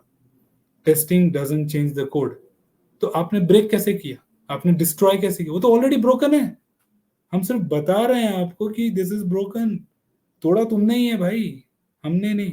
तो testing is never been destructive, testing has never been destroyable. Okay. तो ना हम डिस्ट्रॉय कर रहे हैं प्रोडक्ट, ना हम ब्रेक कर रहे हैं। हम सिर्फ बता रहे हैं कि तेरा प्रोडक्ट टूटा हुआ है ऑलरेडी, ठीक है। हम सिर्फ चेक कर रहे हैं। सिंपल है, एक स्टूडेंट टीचर का रिलेशनशिप है यहाँ पे। डेवलपर स्टूडेंट है, उसने एक एग्जाम लिखा, टेस्ट टीचर है, पेपर करेक्ट किया, उसने बोला तेरा इस मैथमेटिक कैलकुलेशन गलत है मेरे भाई, तो यहाँ 0 मार्क्स दूंगा मैं तुमको। That's it. तो हम बस वो टीचर और स्टूडेंट का रिलेशनशिप फॉलो कर रहे हैं, ना कि मैंने उसका एग्जाम पेपर खराब लिखवा दिया उससे। डिस्ट्रॉइंग डिस्ट्रॉइंग या ब्रेकिंग का मतलब ये हो गया कि मैं स्टूडेंट के बगल में खड़े होकर उससे गलत आंसर लिखवा के बाद में बोल रहा हूँ तू फेल हो गया। ऐसा तो नहीं हो रहा है ना। तो कहाँ से डिस्ट्रक्टिव आ गया, कहाँ से ब्रेकिंग आ गया। मैं तो सिर्फ चेक कर रहा हूँ पेपर, मुझे बता रहा तू फेल हो गया भाई, तूने नहीं लिखा कुछ भी। तो दैट्स हाउ इट वर्क्स। तो मेंटालिटी वहां मैच कर रही है अगेन, कि माइंडसेट ये होगा कि हम कुछ तोड़ फोड़ नहीं रहे हैं, हम सिर्फ चेक कर रहे हैं। और चेक करने के तरीके को एक साइकोलॉजिकल एस्पेक्ट की तरह अगर आप देखो तो आप कहोगे कि एंड यूजर पर्सपेक्टिव से सोचते हैं, ना कि हम क्रिएटिव। क्यों? क्योंकि अगर आप सॉल्यूशन ओरिएंटेड रहोगे फिर आप डेवलपर वाली गलती करोगे कि आप सोचोगे ये सही चल रहा है। जब तक हम नेगेटिव माइंडसेट से नहीं जाएंगे कि मैं नहीं मानता ये सही चल रहा है, लेट मी प्रूव यू, तो 15-20 टेस्ट केस लिखूंगा और प्रूव करूंगा मैं ये सही नहीं चल रहा है। और उस प्रूफ के चक्कर में मेरी क्वालिटी हो जाएगी अचीव, है ना। प्रोडक्ट की क्वालिटी अचीव हो जाएगी, क्योंकि अगर वो 15-20 टेस्ट पास हो गए तो भी आई एम डैम श्योर कि ये 15-20 टेस्ट ही मुझे चेक करने थे जो सही है ना। और अगर उसमें से एक दो फेल भी हो गए तो वाह वाह, you have a win win situation कि आप दोनों में सही से पास हो गए। तो एक तरीके से एक टेस्ट हो गया जिसमें आपको दोनों साइड से विन विन सिचुएशन मिलती है। तो वो क्रिएटिविटी के लिए, वो पैशन के लिए, और कहते हैं ना पेसिमिज्म जो होता है, तो ये सारी चीजें जो हैं वो एक टेस्टर के माइंडसेट में होनी चाहिए कि क्यूरियोसिटी कि वो क्या हो सकता है, अगर मैं यहाँ क्लिक करूँ तो वहाँ क्लिक करूँ तो इस डेटा को ऐसे ना भर के, जैसे डेट फील्ड है, एक छोटा सा एग्जांपल दूंगा कि DDMMYY इंडिया में स्टैंडर्ड चलता है, अपना ही बता रहा हूँ, मैंने यूएस का प्रोडक्ट टेस्ट कर रहा था, उनमें MMDDYY होता है। तो मैंने 0304 डाला कि 3rd of April, उसने वहां से बोला ये डिफेक्ट है। तो मैंने कैसे, तो बोला कि वो तो मार्च है। तो मैं बोला मार्च कैसे, तो बोला ये मार्च 03 मार्च होता है ना। मैं बोला नहीं, 03 डेट है, 4th April है। बोला तो किसका एप्लीकेशन टेस्ट कर रहे हैं, इंडिया का या यूएस का। मैं बोला भाई इंडिया का। बोलता नहीं नहीं नहीं, यूएस का टेस्ट कर रहे हैं भाई, MMDDYY होना चाहिए। तो वहां पे 13 डाला था मैंने, तो उसमें 13 कैसे हो गया मंथ। तो समझ में आ रहा है कि कभी कभी जोन स्पेसिफिक, जब तक आप यूजर पर्सपेक्टिव नहीं लाओगे तो आपको लगेगा प्रोडक्ट सही काम कर रहा है, क्योंकि इंडिया के लिए सही है डेट 13/4/2024, बट यूएस के लिए ये गलत फॉर्मेट है, गलत डेटा है। In fact 13th month do not exist, क्योंकि MM पहले आता है, फिर DD आता है, that is 2 digit of date, and then 4 characters of year. तो ऐसे है। तो अगर इस चीज को अगर आप थोड़ा डीप एनालिसिस करोगे ना, तो आपको समझ में आएगा कि नाम भी मैटर करता है, एड्रेस भी मैटर करता है, ऐसी कितनी चीजें हैं जो मैटर करती है अगर एक प्रोडक्ट एक कंट्री से दूसरी कंट्री में जाता है। तो यूजर परसेप्शन का मतलब ये नहीं है कि मैं इस प्रोडक्ट को यूज कैसे करने वाला हूँ, इसका बहुत सारे मतलब है कि एक एंड यूजर कौन है, तुम्हारा टारगेट ऑडियंस कौन है, और उसके पास कौन सा डेटा है। उस डेटा के हिसाब से आपको उसको टेस्ट करके देखना है कि उनके लिए शायद सही हो, मेरे लिए गलत हो। अब पिन कोड हमारा 6 डिजिट का होता है ना, यूएस में 4 डिजिट का होता है। अब आप 6 डिजिट डाल के उसको डिफेक्ट तो नहीं बोल सकते, क्योंकि वहां 4 डिजिट ही होता है। तो ऐसे हमें सोचना है as a user perspective to make sure कि ये चल रहा है। ठीक है, तो I think that clears what mindset we need as a test engineer. Correct. पर नीरज, क्योंकि हम लोग ने थोड़ी देर पहले मैनुअल और ऑटोमेशन की भी बात की थी, जब हम लोग ऑटोमेशन की बात करते हैं तो सबसे पहले कोडिंग आता है। तो बहुत लोग ऐसे बोलते हैं कि हम लोग को कोडिंग से डर लगता है। तो आप ये बता सकते हो कि कोडिंग से हम लोग कोडिंग का डर कैसे निकाल सकते हैं? आई डोंट थिंक कि कोडिंग से ऐसा डरने की कोई ज़रूरत है किसी को, क्योंकि अगर मैं इतना कैजुअली बोल रहा हूँ ये स्टेटमेंट, तो I think I mean it. क्योंकि अगर मैं एक मैक का बंदा खुद हो के अगर मैं आज ऑटोमेशन में कैपेबिलिटी रखता हूँ या फिर ऑटोमेशन स्क्रिप्ट क्रिएट कर सकता हूँ, तो मेरे से ज़्यादा चैलेंजिंग तो किसी का प्रोफाइल होगा नहीं, है ना। तो it's all about again the same word कि आप कितना पैशनेट हो अपने करियर को लेके, या आप कितना मतलब गोल ओरिएंटेड जो कहते हैं ना, कि आपका एम आपको पता है कि मुझे ये अचीव करना है। तो जब तक वो गोल नहीं होगा आपके पास ना, आप कुछ अचीव नहीं कर पाओगे। तो आपने अगर एक माइंडसेट बना लिया कि मुझे ऑटोमेशन सीखना है, तो programming is nothing, literally nothing. Nothing का मतलब ये हो गया यहाँ पे कि एक सिंपल सा लैंग्वेज है, जैसे आपने इंग्लिश पढ़ी है, जैसे आपने अपना मदर टंग पढ़ा है, जैसे मराठी तेलुगु तमिल जो भी हो गया, हर चीज की स्क्रिप्ट अलग है ना। तो आप अगर तमिल लिखना जानते हो, अगर आप मराठी लिखना जानते हो, आप इंग्लिश लिखना जानते हैं, हिंदी लिखना जानते हैं, तो जावा और पाइथन इज नो डिफरेंट। वहां भी एक लैंग्वेज है, वहां भी इंट हो गया, फ्लोट हो गया, डेटा टाइप्स पढ़ने हैं आपको, प्रोटोकॉल्स पढ़ने हैं, कुछ सिंटेक्स के थोड़े बहुत कॉमा डॉट यहाँ वहां करने हैं। एंड आई थिंक जितना आप प्रैक्टिस करोगे उतना ज्यादा कॉन्फिडेंट होता जाएगा। डर क्यों लगता है वो भी बता देता हूँ, क्योंकि आपके लिए एक नई चीज है। अगर मैं आज सिद्धार्थ राठौड़ को बोलता हूँ कि चल कल से आसामीज शुरू कर दे, तो सिद्धार्थ डरेगा कि आसामीज ये तो देखा ही नहीं मैंने पहले कभी। ठीक है, मैं बोलूंगा तमिल में शुरू कर दे लिखना सिद्धार्थ, तो सिद्धार्थ कहेगा कि भाई तमिल, ये तो अजीब ही लग रहा है, कुछ लैटिन एंड ग्रीक टाइप। तो डर तो लगेगा ही कि कल से तमिल लिखना है, कैसे होगा, नहीं हो पाएगा। But over a period of time होगा। अगर सिद्धार्थ ने डिसाइड कर लिया मुझे चेन्नई में जाके सेटल होना है, एक चेन्नई की बंदी से शादी करके मुझे वहां पे सेटल हो जाना है और इडली डोसा खा के जिंदा रहना है, तो ऑब्वियस सी बात है होगा। क्यों नहीं होगा, होगा सिद्धार्थ। हाँ, सीखना पड़ेगा फिर तो। फिर सीखना पड़ेगा। तो पॉइंट बीइंग मेड इज कि यहाँ मैंने एक चीज क्लियर कर दिया आपको कि अगर आपका एक अंदर से डिसाइडेड है ना, तो वो चीजें होंगी। और नो, इट्स नॉट डिफरेंट। ये चीजें बस एक नया लैंग्वेज है, एक नई स्क्रिप्ट है जो आपको समझनी है और लिखना शुरू करना है। और जितना ज्यादा प्रैक्टिस करोगे उतना ज्यादा आएगा। दूर से देखने से हमेशा डर लगता रहेगा। तो आप शुरू करो, फेल होंगे, और failure is the step to success ना, वही कहते हैं ना। तो आप जितना फेल होंगे उतने ज्यादा सक्सेस होंगे, मतलब सक्सेसफुल होंगे। तो आप फेल करो, फिर उसको सीखो, फिर करो, फिर फेल हो, फिर सीखो, फिर करो। एक कंटिन्यूस साइकिल चलता रहेगा। धीरे धीरे आपको कॉन्फिडेंस आ जाएगा, और वो कॉन्फिडेंस आने के बाद it's just a kids play, nothing. तो ऐसा कुछ नहीं है कि ऑटोमेशन डिफिकल्ट है। आप स्क्रिप्टिंग लैंग्वेज आसानी से सीख सकते हैं। बस आपको वो में डेडिकेशन देनी है और थोड़ा सा मेहनत, दैट्स इट। मतलब मुझे ऐसा लगता है, आप करेक्ट करना आपको कैसे लगता है, मुझे ऐसा लगता है कि अगर आप नया कुछ स्टार्ट कर रहे हो तो एटलीस्ट डेली 15 मिनट या 20 मिनट से भी स्टार्ट करोगे ना, तो भी आप ग्रेजुअली प्रोग्रेस करोगे। ये तो बहुत लोग क्या एग्जैक्टली। करते हैं, स्टार्ट करते हैं, मैं आज 2 घंटा बैठूंगा, एक हफ्ते तक बैठते हैं, नेक्स्ट वीक से बोलते हैं मुझसे नहीं होगा। ये बहुत कॉमन कहानी है यार सर, क्योंकि जिम का उठा लो, जो भी एक कॉमन एग्जांपल्स हैं। आज 2 दिन बड़ा जोश दिखाते हैं लोग, तीसरे दिन होते हैं छोड़ना यार आगे देख लेंगे। तो वही वही गड़बड़ होता है हर जगह। तो आप डेडिकेशन और पैशन, इसलिए मैं हर जगह हाईलाइट कर रहा हूँ, क्योंकि ये चीजें मस्ट हैं। इनके बिना कुछ नहीं हो सकता। आप मतलब टेस्टिंग में भी आगे ग्रो नहीं कर पाओगे अगर टेस्टर हो तो भी, या फ्रेशर हो, आपको एक करियर बनाना है। तो हर चीजों में डेडिकेशन एंड पैशन दो इंपॉर्टेंट चीजें हैं जो हमेशा लगेंगी, जो आपको देना पड़ेगा। टाइम तो देना ही पड़ेगा हर चीज के लिए, और गोल होना चाहिए। नीरज, अभी आपने ग्रोथ की भी बात की, तो अगर एक फ्रेशर है तो वो अपने टेस्टिंग करियर में कैसे ग्रो हो सकता है? सी टेस्टिंग करियर ग्रो करने के लिए I think again automation is one of the common things. कि अगर ऑटोमेशन की बात करें हम, तो आप अगर मैनुअल में हो तो मैनुअल से ऑटोमेशन में जितनी जल्दी हो सके स्विच करो। और अगर ऑटोमेशन में है ऑलरेडी, तो नीश टेक्नोलॉजीज को पकड़िए। कि जैसे कि अगर आप जावा बेस्ड एप्लीकेशन पे काम कर रहे हैं, तो आपको पता है कि Java over a period of time saturate हो जाता है, और over a period of time नई नई लैंग्वेजेस आ रही, जैसे पाइथन आ गया। आप तो पाइथन पे बात कर रहे हैं लोग, शेल हो गया, या कुछ चीजें हैं जो यूनिक हो रही हैं, तो उधर अपने आप को समझना है। आपको करंट अफेयर्स की तरह इसको भी अपडेट करके रखना है। ये नहीं कि सिर्फ पॉलिटिक्स में क्या हो रहा है, देश में क्या हो रहा है, टेक्नोलॉजी में क्या हो रहा है, वो भी आपको अपडेट रखना है। कि भाई नया लैंग्वेज क्या आ रहा है, नया प्लेटफॉर्म क्या आ रहा है। सेल्स फोर्स थोड़ा चैलेंजिंग है, वहां पे लिमिटेड लोग हैं, तो लेट मी ब्रेक थ्रू इन सेल्स फोर्स। सेल्स फोर्स में घुसो। आपको लग रहा है AI ML ट्रेंडिंग चल रहा है, मुझे इंटरेस्ट है, मुझे अपना करियर आगे बनाना है, तो अगेन इंटरेस्टिंग चीजों में घुसो। कि AI ML अगर मैंने आज कर लिया, तो कल को मैं एक शॉर्टलिस्टेड टेस्टर डिसाइड हो चुका हूँ। तो एक तरह से आप टेक्नोलॉजी में भी अपग्रेड करते रहेंगे। ठीक है, और मैंने तीनों चीजें बता दी। आप मैनुअल में हो तो मैनुअल से ऑटोमेशन में स्विच कीजिए, दैट इज योर ग्रोथ। अगर ऑलरेडी ऑटोमेशन में हो तो टेक्नोलॉजी या मोर टूल्स। हाँ, हो सकता है ना, जैसे कि बहुत सारे टूल्स हैं ऑटोमेशन के। तो आप कहोगे कि यार मैं सेलेनियम तो जानता हूँ, और क्या करूँ? आप सेलेनियम के अलावा और भी बहुत सारे टूल हैं। हो सकता है अगली कंपनी आपसे कुछ और डिमांड करे, तो आप पैरेलली दूसरे टूल्स पढ़ सकते हैं।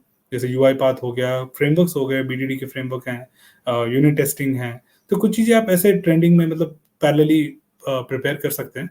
और तीसरी चीज हो गई डोमेन। डोमेन मतलब जैसे कि ये या तो प्लेटफॉर्म पकड़ लो आप, कि मैं सेल्स फोर्स में जा रहा हूँ, मैं सैप में जा रहा हूँ, मैं AWS में जा रहा हूँ, क्लाउड में मूव करूंगा मैं, अब कन्वेंशनल एप्लीकेशन नहीं करने। सेकंड, आप बोलो मैं AI ML में जा रहा हूँ। थर्ड, आप इस साइड आ जाओ, कि अभी तक मैं 3-4 साल तक एक जेनरिक एप्लीकेशन टेस्टर था, जैसे वेबसाइट वगैरह टेस्ट कर रहा था मैं। अब मैं डोमेन स्पेसिफिक घुसना चाहता हूँ, नीश के। तो आप मोबाइल एप्लीकेशन टेस्टर बन जाओ, या गेम टेस्टर बन जाओ, या फिर पर्टिकुलरली परफॉर्मेंस टेस्टर बन जाओ as a role specific, usability tester बन जाओ। तो ये सब हो गया नॉन फंक्शनल टेस्टिंग के स्पेशलिटी। तो आप एक पर्टिकुलर डोमेन में अपनी स्पेशलिटी क्रिएट कर सकते हैं, कि भाई I am a performance tester. तो अब मैं ऑर्डिनरी टेस्टर नहीं हूँ, मैं एक्सपर्टीज है मेरा एक। तो मैं हर जगह ये बोलूंगा सिक्योरिटी टेस्टर हो गया। तो जब टेस्टिंग आपको इतनी अपॉर्चुनिटी दे रहा है, तो आप उसको यूटिलाइज कर सकते हैं। हाँ, इस पॉइंट पे मैं ये जरूर कहूंगा कि इतनी अपॉर्चुनिटीज किसी को पता ही नहीं है, कि टेस्टिंग में ये सारे ऑप्शंस हैं भी कि नहीं। उनको लगता है testing is testing, and that's the story, इतना ही है बस।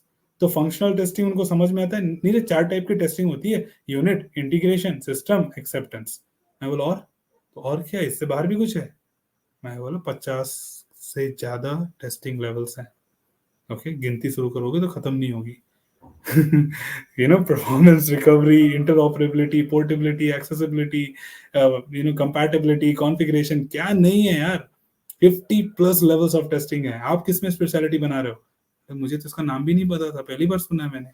तो ऑब्वियस सी बात है, आपको पता ही नहीं करियर ग्रोथ कहाँ हो रहा है आपका, है ना? तो इन चीजों को आई थिंक पर्टिकुलरली अगर हम एक्सप्लोर करें, तो हमें पता चलता है कि ग्रोथ ऑप्शंस हैं, बट द पॉइंट इज हमें पता नहीं थे। तो आपको जब भी पता चलेगा, तो ऑब्वियसली बात है आप ग्रो करोगे। तो आप अगर इंटरनली ऑलरेडी ऑटोमेशन में हो, तो परफॉर्मेंस टेस्टर की तरफ देखो, सिक्योरिटी टेस्टर की तरफ देखो, मोबाइल एप्लीकेशन में घुस जाओ। कि आजकल ट्रेंड मोबाइल ऐप्स का चल रहा है, लोग मोबाइल पे ज्यादा है डेस्कटॉप से। तो मोबाइल एप्लीकेशन की मतलब ट्रेनिंग लेके आप अपग्रेड कर लो। एंड्रॉइड स्टूडियो की ट्रेनिंग, एक्सकोड की ट्रेनिंग, जिसकी लेनी है आप ले सकते हैं। एप्पल का कर लो या फिर एंड्रॉइड का कर लो। तो दोनों के दो नाम भी बता दिए मैंने, एंड्रॉइड स्टूडियो है और एक्सकोड है। तो दो चीजें हैं। तो ऐसे ही करके मतलब हर चीज का एक अपना एक डोमेन है। ऑटोमोटिव में घुसना चाहते हो, ऑटोमोटिव स्पेशलिटीज करनी है तो BMW है आपकी, मर्सिडीज है, बॉश है, कॉन्टिनेंटल है, इन सब से डैमलर है, जॉन डेरी है, मतलब जितनी ऑटोमोटिव कंपनी आप जानते हो या कार आपने देखे हो रोड पे, Hyundai है और ये रेनॉल्ट है, सब हायर कर सकते हैं आपको, सबका सॉफ्टवेयर यूनिट है। तो ग्रोथ है, it's just that we have to realise कि हमारा ग्रोथ कहाँ अरे इसके लिए वो थोड़ा नेगेटिव माइंडसेट हटा के आना पड़ेगा कि टेस्टिंग में कुछ नहीं है। होगा। बिल्कुल, टू ग्रो योर करियर आपको नेगेटिव माइंडसेट बिल्कुल नहीं रखना है, पॉजिटिव रखना है, बट एक बार करियर में घुस गए तो जितना नेगेटिव हो सकते उतना अच्छा है आपके लिए।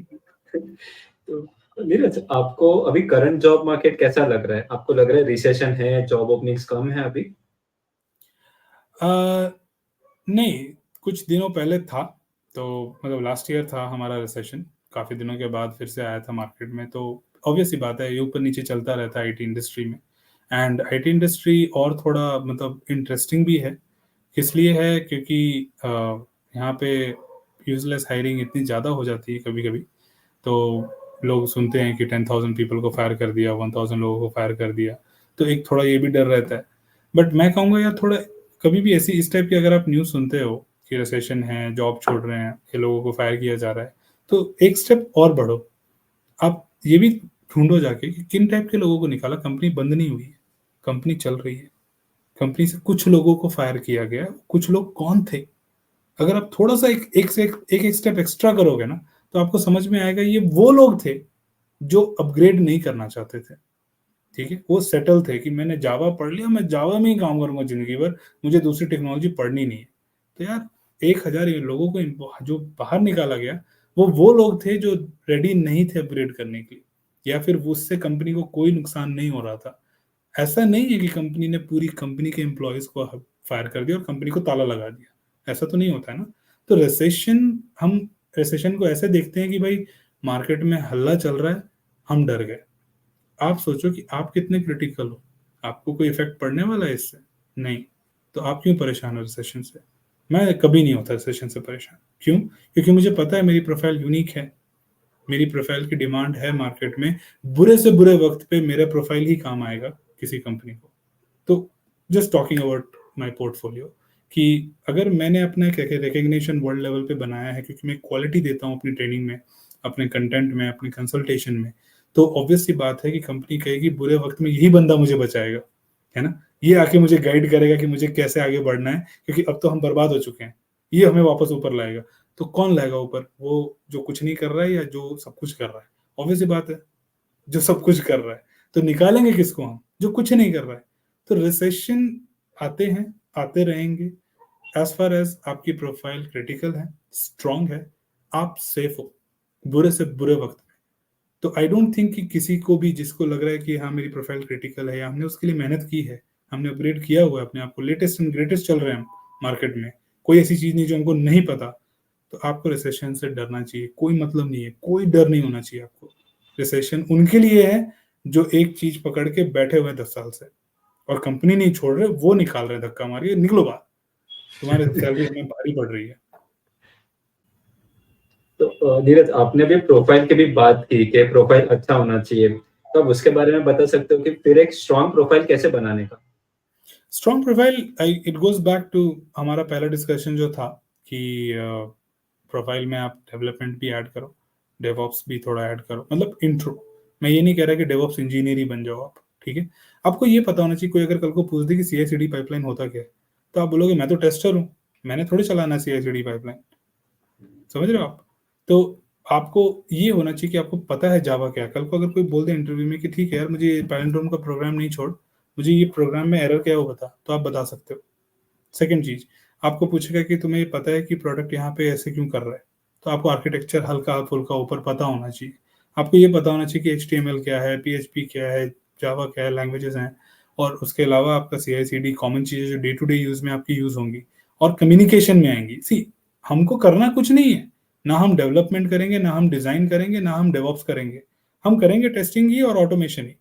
बट एक जो होता है ना कि कॉन्वर्सेशन, एक मीटिंग में आप जा रहे हो और आपको पता नहीं लोग बात क्या कर रहे हैं, आपको पता ही नहीं CI/CD हो क्या रहा है, हो क्या होता क्या है, आपको पता ही नहीं जावा होता क्या है। और उससे इंपॉर्टेंट चीज, अगर आपको प्रोडक्ट ही नहीं पता तो आप टेस्ट क्या कर रहे हो?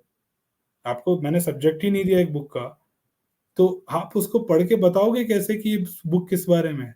तो मैं सब्जेक्ट दूंगा ना कि भाई ये जावा की बुक है, पढ़ के बता सिद्धार्थ कि जावा प्रोग्रामिंग सही लिखी मैंने कि नहीं। तो आप कहोगे ना मुझे जावा नहीं आता नीरज, मुझे पाइथन आता है, आप किसी जावा वाले से पढ़वा दो। तो आप कहोगे ना मेरे को ये चीज, अगर जावा नहीं आती है तो। मैं आपको एक बुक दे दूं कि ले फिक्शन है, पढ़ ले। सिद्धार्थ शुरू करेगा, कहेगा फिक्शन में इंट आ गया, फ्लोट आ गया, डबल आ गया, ये सब क्या है? तो ऑब्वियसली बात है, टेस्ट नहीं हो पाएगा वो। तो exactly the same goes with tester as well, कि अगर टेस्टर को कॉन्टेक्स्ट ही नहीं पता कि ये प्रोडक्ट कैसे बना है, वो टेस्ट करेगा क्या, पहली बात। ठीक है, तो कॉन्टेक्स्ट होना जरूरी है। तो अगर अब यही प्रोफाइल को कॉम्पिटिटिव और क्रिटिकल बनाने की बात करें, तो लेटेस्ट एंड ग्रेटेस्ट आपके पास होना चाहिए, और आपके आसपास क्या हो रहा है। Now again I am talking generic, क्योंकि ये वाइड ऑडियंस के लिए बन रहा है कंटेंट, डिस्कशन हो रहा है, तो मैं पर्टिकुलरली डोमेन स्पेसिफिक नहीं बात कर रहा हूँ, क्योंकि डोमेन स्पेसिफिक में फिर अलग चीजें आ जाती है। ऑटोमोटिव में जाओगे, आपको ISO 26262 पता होना चाहिए, व्हाट इज ए स्पाइस पता होना चाहिए, आपको ऑटोसार पता होना चाहिए, मिश्रा सी पता होना चाहिए, ये सब गाइडलाइंस क्या है। बैंकिंग में जाओगे, वहाँ के बैंकिंग के स्टैंडर्ड अलग हैं। मोबाइल एप्लीकेशन में जाओगे, उसके स्टैंडर्ड अलग हैं। तो जिस फील्ड में आप काम कर रहे हो उसमें आपको ऑल अराउंड पता होना चाहिए। That is what makes you critical, no matter what the domain is. AI हो, ML हो, आपको पता होना चाहिए न्यूरल नेटवर्क क्या है, डीप लर्निंग क्या है, डेटा एनालिटिक्स क्या है, प्री प्रोसेसिंग क्या होती है। ठीक है, उसके नॉन फंक्शनल कैरेक्टरिस्टिक्स पता होना चाहिए, एथिक्स क्या है, बायस क्या है, हर चीज। राइट, तो वो मेरा मतलब वो है क्रिटिकल प्रोफाइल बनाने से, कि ऑब्वियसली बात है हर चीज तो नहीं पढ़ने जाओगे आप। अपने प्रैक्टिस के स्पेसिफिक आप कितने बड़े मास्टर हैं, कितनी चीजें आपको पता है अपने प्रोडक्ट के बारे में, that makes you critical. Create a dependency on the company that they can not remove. मेरा लॉजिक यही है कि आप ऐसी डिपेंडेंसी कंपनी पे क्रिएट करो कि कंपनी बोले इसको निकाला तो कंपनी बंद हो जाएगी मेरे भाई। That is the definition of critical profile. इसको निकाला तो कंपनी बंद हो जाएगी, तो इसको तो चाहे जितने पैसे मांग रहा है दे दो, पर ये नहीं जाना चाहिए यहाँ से बाहर। दैट काइंड ऑफ डिपेंडेंसी आपकी प्रोफाइल अगर क्रिएट करती है, तो उसको आप कहते हो क्रिटिकल प्रोफाइल। ठीक है, या 4 आदमी और ढूंढे बुरे वक्त में, रिसेशन में, कि वो नीरज कहाँ पर है, ढूंढ के लाओ उसको। सिद्धार्थ कहाँ है, उसको पूछो कितना सिटीसी चाहिए, अभी हमें उसकी जरूरत है। तो दैट्स क्रिटिकल डेफिनेशन। करेक्ट। तो नीरज, आपको सॉफ्टवेयर टेस्टिंग का फ्यूचर क्या लगता है? देखो भैया, प्रोडक्ट बन रहा है। आज आप प्रोडक्ट को, किसी भी प्रोडक्ट को अगर आप यूज कर रहे हो, और अगर आप कह रहे हो कि ये प्रोडक्ट क्या, मतलब एक प्रॉब्लम नहीं आई मेरे को आज तक इस प्रोडक्ट में, तो you must thank A QA, not a developer. ठीक है, सीधी बात। आपने फ्लाइट ली है सिद्धार्थ कभी? हाँ। एरोप्लेन में बैठे बैठे हो हाँ। ना? वो एयर होस्टेस आती होगी प्लेट लेके, sir how can I serve you and all. जब हम उतरते हैं तो वो स्माइल करती रहती है, तो हम उसको थैंक यू बोलते हैं सर्विस के लिए। जब हम उतर जाते हैं जहाज से नीचे, तो वहां पे 10-15 बंदे घूमते रहते हैं, जहाज को चेक करते रहते हैं। उनको कभी हमने थैंक यू बोला है? नहीं। क्योंकि वो क्यूए हैं, थैंकलेस जॉब। वो क्यूए हैं, ना कि वो क्रू। जो ब्यूटीफुल क्रू थी वहां पे, और उसने आपको सर्विस दी, पानी वानी लाके दिया, वो क्यूए नहीं थी, वो मार्केटिंग एजेंट है। क्यूए तो जमीन पे घूम रहा था, जहाज चेक कर रहा था, आपका नेक्स्ट फ्लाइट सेफ कैसे होगा। राइट। करेक्ट। तो पॉइंट बीइंग मेड इज कि क्यूए एक ऐसी प्रैक्टिस है जहां पे हमको रिकॉग्नाइज नहीं किया जाता, बट एट द एंड अगर आप एक सेफ फ्लाइट करके आप सेफली लैंड हो रहे हो, तो हमें उतर के उन नीचे वाले लोगों को थैंक यू बोलना चाहिए, ना कि क्रू को। क्रू ने सिर्फ एक सर्विस दी हमें, but to assure that your flight is safe, नीचे वो बंदे लगे हुए थे बिना किसी एक्सपेक्टेशन के, कि भाई हमें इसको बस अश्योर करना है कि बंदे सेफ हो अंदर, कि फ्लाइट में कोई प्रॉब्लम ना आ जाए। In fact to certain extent, a pilot can not move the plane जब तक क्यूए नीचे से ग्राउंड से थम्स अप नहीं देता पायलट को, कि भाई thumbs up, then only the pilot can move the plane. ये अथॉरिटी है DGCA की, मतलब एविएशन गाइडलाइंस है ये, कि वो ग्राउंड स्टाफ जब तक क्लियरेंस नहीं देगा, आप प्लेन को मूव नहीं कर सकते टैक्सी से। तो अब आप सोच के देखो, वापस आते हैं आपके क्वेश्चन पे, कि क्यूए की बात कर रहे हैं हम, तो क्यूए का सिग्निफिकेंस क्या है, और क्यूए की जॉब पोर्टफोलियो क्या है। तो QA as a career will always be there. क्योंकि अगर आप एक प्रोडक्ट, आज कोई भी प्रोडक्ट, एक एग्जांपल मैंने जहाज का आपको दिया, कोई भी ऐसा प्रोडक्ट आप यूज कर रहे हो जिसका कस्टमर केयर आज तक आपने कॉल नहीं किया, आपको पता ही नहीं था कस्टमर केयर नंबर कहाँ है, तो आपको एक क्यूए को थैंक करना चाहिए। ठीक है, and that's what we are saying here, कि क्यूए जो है वो ये है बंदा, ठीक है। तो क्यूए हमेशा रहेगा यार, क्योंकि quality alone as a developer, वो 3 साइकोलॉजिकल प्रिंसिपल नहीं भूलना है कि human can not be perfect, error prone रहेगा। दूसरा, गलतियां होंगी पर वो सारे ढूंढ नहीं पाएगा, ढूंढेगा but not all of them. And तीसरा कि ऑब्वियस सी बात है, हम दूसरे की गलती ढूंढने में बहुत अच्छे हैं। अपनी गलतियां हमें नहीं मिलेगी बट दूसरे की गलतियां हम ढूंढ सकते हैं आसानी से। तो हम वो तीनों चीजों को मिला के क्यूए बनाया हमने, और ये चीजें हमेशा रहेंगी जब तक इंसान रहेंगे। तो जब ये लॉजिक समझ में आता है तो क्यूए का फ्यूचर तो सिक्योर है ना भाई। तो चाहे प्रोडक्ट कैसा भी बन जाए, क्यूए हमेशा रहेगा। Without QA there is no quality, क्योंकि ऐसा होता तो क्यूए कब का हट चुका होता, डेवलपर संभाल लेते। तो आंसर यही है, ये 3 साइकोलॉजिकल ह्यूमन एस्पेक्ट्स है ना, ये क्यूए को जिंदा रखेंगे forever. You can not replace QA by anything. और आपने एक बहुत अच्छा एग्जांपल दिया, लोगों को लगता है टेस्टिंग बहुत इजी है, लेकिन जो हमने एग्जांपल दिया एरोप्लेन का, अगर उसमें कुछ भी गड़बड़ हो गई ना तो लोगों की जान भी जा सकती है अगर टेस्टिंग प्रॉपर नहीं की वहां पे। हैवी कॉन्सिक्वेंसेस है किसी भी डोमेन में, सेफ्टी क्रिटिकल में, खासकर ऑटोमोटिव ले लो, एविएशन ले लो, to certain extent medical electronics है। अब मान लो आपका वेंटिलेटर काम नहीं कर रहा है, एक तरह से आप मर्डर ही कर रहे हो ना पेशेंट का। तो वो किसकी डिफेक्ट किसको जाएगा, क्यूए को ही जाएगा। डेवलपर को उस टाइम कोई नहीं बोलेगा। प्रोडक्शन में फेलियर आते हैं, हम क्यूए को ढूंढते हैं, कैसे छूट गया। डेवलपर को कोई नहीं बोलता तूने क्या इंप्लीमेंट किया, उसने बोला तेरे को पैसे क्यों दे रहा था मैं क्यूए रख के, तेरा काम था ना ढूंढना, वो तो गलती करेगा इसलिए तुझे रखा है, बट तुमने भी नहीं ढूंढा। तो ऑब्वियस सी बात है, तुम यहाँ कर क्या रहे हो। हाँ बट हाँ, प्रोडक्ट सक्सेसफुल हो जाए तो डेवलपर्स को शाबाशी मिलती है कि क्या प्रोडक्ट बनाया यार तुमने, मजा आ गया, सक्सेसफुल हो गया। बट फेलियर पे हमारी गर्दन पकड़ी जाती है। तो पॉइंट बीइंग मेड इज कि ये स्टोरी चल रही है काफी सालों से और चलती रहेगी। At the end of the day, अगर हम सही से अपने आप को प्रेजेंट करने लगे तो ये थ्योरी भी बदल सकती है टू सर्टेन एक्सटेंट। क्योंकि तब तक हमने ये दिखाया था कि हम टेक्निकल फ्रीक नहीं है, हम सिर्फ यूजर ओरिएंटेड हैं। आज की तारीख में जब आप टेक्निकली ओरिएंट भी हो जाओगे तो आप कहोगे डेवलपर से ज्यादा तो मुझे पता है इसको डीबग कैसे करना है। तो शाबाशी भी हमारे पास आ जाएगी कुछ दिनों में, ठीक है ना। तो yes, depends on what type of product you are making. Elevator है, सेफ्टी क्रिटिकल में जितने आते हैं उसमें कॉन्सिक्वेंसेस बहुत हैवी होते हैं। तो जीरो नेग्लिजेंस जिसको हम कहते हैं ना, कि मतलब छोटी सी गलती भी बहुत बड़ा कॉन्सिक्वेंस बन सकती है। तो इसलिए क्यूए पे जो डिपेंडेंसी होती है वो बहुत इंपॉर्टेंट होती है। तो QA really is must and suppose to be a human being itself.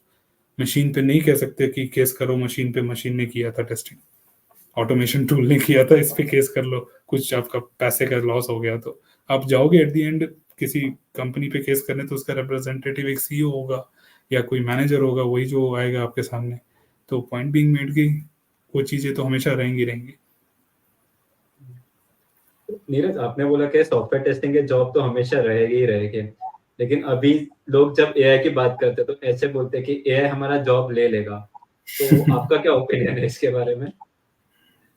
Illusion, again illusion. आपने जो सुना उसको कंक्लूड कर लिया, आपने अपनी तरफ से एक्सप्लोर नहीं किया, यही कहूंगा मैं तो। क्योंकि एआई 3 टाइप के हैं, जो थोड़ी सी उसके बारे में बता देता हूँ। नैरो, जनरल एंड सुपर, ठीक है। नैरो एआई वो है जो आपके बेसिक चीजें जो है, जैसे टेक्स्ट टू स्पीच कर रहा है, स्पीच टू टेक्स्ट कर रहा है आपके सेलफोन्स में, सीरी हो गया, अलेक्सा हो गया, गूगल हो गया असिस्टेंट, ये सब चीजें नैरो एआई में आते हैं। छोटी मोटी चीजें जो कर रहा है वो आप ही का चीज, आपकी वॉइस सुन के टेक्स्ट में कन्वर्ट करके सर्च कर रहा है, ठीक है। अब आती जनरल एआई की बात, जहाँ पे चैट जीपीटी आ गया। उसने एक बहुत बड़ा डेटाबेस बना लिया कि भाई मुझसे जो पूछना है पूछ लो, या मेरे से बहुत सारे काम करवा लो। आज के ट्रेंड में एआई में जो कुछ हो रहा है वो जनरल एआई है। मतलब एक ह्यूमन की तरह सोचने पे, मतलब सोच के वो काम कर रहा है कि हाँ मुझे इस इमेज को ऐसा कन्वर्ट कर देना है, पिक्चर से वीडियो में कन्वर्ट करना है, वीडियो से बैकग्राउंड निकाल के कुछ और करना है, किसी एक्टर का फेस रिप्लेस कर रहे हो आप। ये सारी चीजें जो है जनरल एआई में आती है, ठीक है। And there is something called as super AI. Super AI वो है जो आदमी से ज्यादा इंटेलिजेंट होगा। ओके, सो एआई का फुल फॉर्म ही है artificial intelligence, which is defined as human mind being mimicked by a machine. मतलब एक मशीन ह्यूमन माइंड की तरह सोचने के लिए कैपेबल है, उसको हम कहते हैं आर्टिफिशियल इंटेलिजेंस, ठीक है। आर्टिफिशियल क्योंकि ये मशीन कर रहा है, हम नहीं कर रहे। तो नैरो एआई छोटी मोटी चीजें थी, फेस आईडी अनलॉक, ये सब वगैरह, text to speech, speech to text and all that. General AI हो गया अपना चैट जीपीटी जो एक थोड़े बड़े लेवल पे कर रहा है, but it's not completely that. And super AI will B that कि आपका मतलब ह्यूमन को रिप्लेस करेगा, बट सुपर एआई एग्जिस्ट नहीं करता, ठीक है। जनरल एआई हार्डली अपने पैरों पे हल्का सा खड़ा हुआ है, ना कि स्टेबलाइज हुआ है। जनरल एआई में भी बहुत सारे इश्यूज आ रहे हैं, और सुपर एआई की तो बात ही नहीं हो रही। तो सुपर एआई पहली बात आएगा कि नहीं आएगा वो हमें पता नहीं है अभी, ठीक है, as per the technology research. Second important thing, आएगा तो ऐसे 15-20 स्टैंडर्ड बॉडी ऑलरेडी बन चुके हैं जो सेफ्टी ऑफ एआई पे काम कर रहे हैं। आपने रोबोट पिक्चर देखी रजनीकांत की? हाँ। देखिए, वो है एग्जाम्पल सुपर एआई का, कि आपने रोबोट के अंदर फीलिंग डाल दी, पर रोबोट ने क्या किया, आपकी गर्लफ्रेंड उठा के ले गया। आपका उसका कॉन्सिक्वेंसेस क्या था, उसने पूरी दुनिया को तबाह कर दिया। तब आप सोच के देखो, वापस रिवर्स इंजीनियरिंग करो कि उस तबाही से बचने के लिए, कि अगर मशीन इंसान की तरह सोचने लगे, दोनों साइड की अफेक्शन आ गया, रिलेशनशिप आ गया, इमोशंस आ गए, फीलिंग्स आ गए रोबोट के अंदर या मशीन के अंदर, तो वो क्या क्या बर्बादी कर सकता है, वो जिसको आप कंट्रोल नहीं कर सकते, क्योंकि वो आपसे आगे सोच रहा है, आपसे पहले सोच रहा है, वो आपसे ज्यादा क्रिएटिव है। तो वो सेफ्टी भी एक कंसर्न है, ठीक है। तो उस लेवल पे लाने के लिए आपको बहुत बड़ा अप्रूवल चाहिए होगा। In fact there are already 15 to 20 bodies, standard bodies, those who are already ready with their standards, कि सुपर एआई को हमें रोकना है। रोकना इन द सेंस मतलब इस लेवल पे करना है कि वो सिर्फ ह्यूमन को असिस्ट करे, ना कि ह्यूमन को ओवरटेक करे। क्योंकि अगर मशीन के पास ये अंडरस्टैंडिंग आ गई कि मैं बताऊंगा तुझे क्या करना है, then we will be technology driven people, we will be slaves again, once again, okay. तो वो चीजें I don't think will work out. And even work out भी करता है तो with constraints, it will not replace humans और टेस्टर्स और any jobs. हाँ, हार्डवेयर इंडस्ट्री को बहुत बड़ा इंपैक्ट मिलने वाला है, क्योंकि हार्डवेयर इंडस्ट्री में जो मैनुअल वर्क हो रहा है वो टीडियस है, हजार्डस है। तो उस जगह पे जहाँ पे मतलब जैसे आग बुझाने का काम है, ठीक है, पहला पार्ट देखो रोबोट का, मतलब इंटरवल से पहले तो रोबोट ने जो जो काम किए, अपना मतलब टेररिस्ट एक्टिविटी रोका, आग से लोगों को बचा के लेकर आ गया विद टेम्परेचर कंट्रोल। तो नॉर्मल बंदा नहीं जा सकता था, बट एक मशीन जाके लेके आ गई, ह्यूमन को ढूंढ के डिटेक्ट करके उठा के लेके आ गई। तो दैट मेक सेंस, ठीक है। तो वो चीजें हम करेंगे सुपर एआई से और जनरल एआई से करवाएंगे, बट ये नहीं कि वो हमें कंट्रोल करे कि आज तू पिज्जा खाएगा या नहीं खाएगा। The machine can not decide that, ठीक है। तो वो चीजें ना होगी और ना होने देंगे लोग, क्योंकि बॉडीज ऑलरेडी फॉर्म हो चुकी हैं विथ देयर सुपर गाइडलाइंस कि एआई को कैसे रोकना है। क्योंकि अगर ये अप्रूव हो गया तो बर्बादी ही बर्बादी होगी, and I don't think anybody likes बर्बादी हियर, किसी को बर्बादी पसंद है। तो पॉइंट बीइंग मेड इज कि हमें नहीं डरना चाहिए, एआई आ रहा है तो हमें क्या होगा, हम वहीं के वहीं रहेंगे। हाँ, एआई बस हमें सपोर्ट करेगी टू मिनिमाइज आवर एफर्ट्स, हमारा काम आसान हो जाएगा। जहां एक डिफेक्ट लिखने में 5 मिनट लगते हैं, तो एआई शायद 5 सेकंड में लिख देगा, गिवन दैट उसके पास डेटा हो। और सबसे इंपॉर्टेंट चीज जो हमें नहीं भूलनी चाहिए, थोड़ा बेसिक नॉलेज जरूरी है सभी के लिए, कि एआई एमएल काम कैसे करता है, डेटा पे। अगर आपके पास किसी चीज का डेटा है ही नहीं, तो आप कहाँ से ए की बात कर रहे हो, कहाँ से एमएल की बात कर रहे हो, है ना। तो अगर मेरे पास एक प्रोजेक्ट है जिसको मैंने 10 बार किया है, तभी मैं एआई की हेल्प ले सकता हूँ, क्योंकि मैं इसको प्री फीड करूंगा पहले, फिर वो मुझे बताएगा डिफेक्ट कहाँ मिलेगा। जब उसने भी नहीं देखा प्रोडक्ट, मैंने भी नहीं देखा प्रोडक्ट, तो हम तो दोनों बराबर हो गए ना। तो मतलब क्या है, वो तो डिफेक्ट ढूंढ ही नहीं पाएगा, मैं फिर भी उससे इंटेलिजेंट हूँ उस केस में, कि मैं तो कुछ तो सोचूंगा। वो कहेगा कि मुझे तो डेटा चाहिए कि पहले क्या किया था तुमने, वो बताओ, तब मैं बताऊंगा क्या कर सकते हैं। तो फिर तो गूगल ही ठीक है। तो to certain extent I don't go by the view कि एआई से हमें कोई इफेक्ट पड़ने वाला है, हम वहीं के वहीं रहेंगे। But yes, AI will be a good assistant to us to help minimise our effort. हमारा टाइम काफी बचेगा, हमारी प्रोफिशिएंसी बढ़ेगी, प्रोडक्टिविटी बढ़ेगी, और काइंड ऑफ लाइक हम जो नहीं कर पा रहे थे जस्ट बिकॉज ऑफ टीडीएस, ज्यादा मेहनत हो रही थी एंड ऑल दैट, वो चीजें कम हो जाएंगी एआई आने से। बट हमारी जॉब्स को कोई रिप्लेसमेंट नहीं कर सकता। At the end again psychology, तो वो चीजें हमेशा रहेंगी। एंड ह्यूमन ब्रेन्स आर मतलब नॉट कंपैरेटिव विद एनीवन, किसी से कंपेयर नहीं कर सकते हम उसको। तो नीरज, आप अपने आप को कैसे अपडेटेड रखते हो लेटेस्ट ट्रेंड से? मेरे साथ कुछ थोड़ा डिफरेंट होता है, मैं एक जेनरिक आंसर तो नहीं दूंगा, क्योंकि I always try to be me. Specially अगर मैं मेरे सराउंडिंग में कुछ हो रहा है, कुछ चीज़ें अगर हो रही हैं, तो मैं क्यूरियस होता हूँ कि ये क्यों हुआ, कैसे हुआ, ये क्या चल रहा है यहाँ पे। तो अगर कोई नई चीज़ देखने को मिलती है, जैसे मैंने बताया मेरा काम मुझे बहुत इन्वाइट करता है ट्रैवल करने के लिए। आज तक मैं आई थिंक मैं 30 कंट्रीज से ज़्यादा जा चुका हूँ, और तो हर कंट्रीज में कुछ नया देखने को मिलता है मेरे को कि अरे ये लोग कैसे करें। जैसे एक छोटा एग्जांपल लेते हैं टोल का। हमारे इंडिया में क्या है कि आप टोल पे पहुंचते हो, आपको टोल पे रुकना पड़ता है, कभी कभी फास्टैग रीड नहीं होता है तो आप थोड़ा और आगे बढ़ते हो और आगे बढ़ते हो, तब वो रीड करता है, तब बोलता है हाँ खुल गया गेट। फॉरेन में 180 की स्पीड से आप निकल जाओ फिर भी आपका टोल कट जाएगा। 180 की बात कर रहा हूँ मैं, 180 की स्पीड में मेरा टोल कटा है फॉरेन कंट्रीज में गाड़ी चलाते हुए।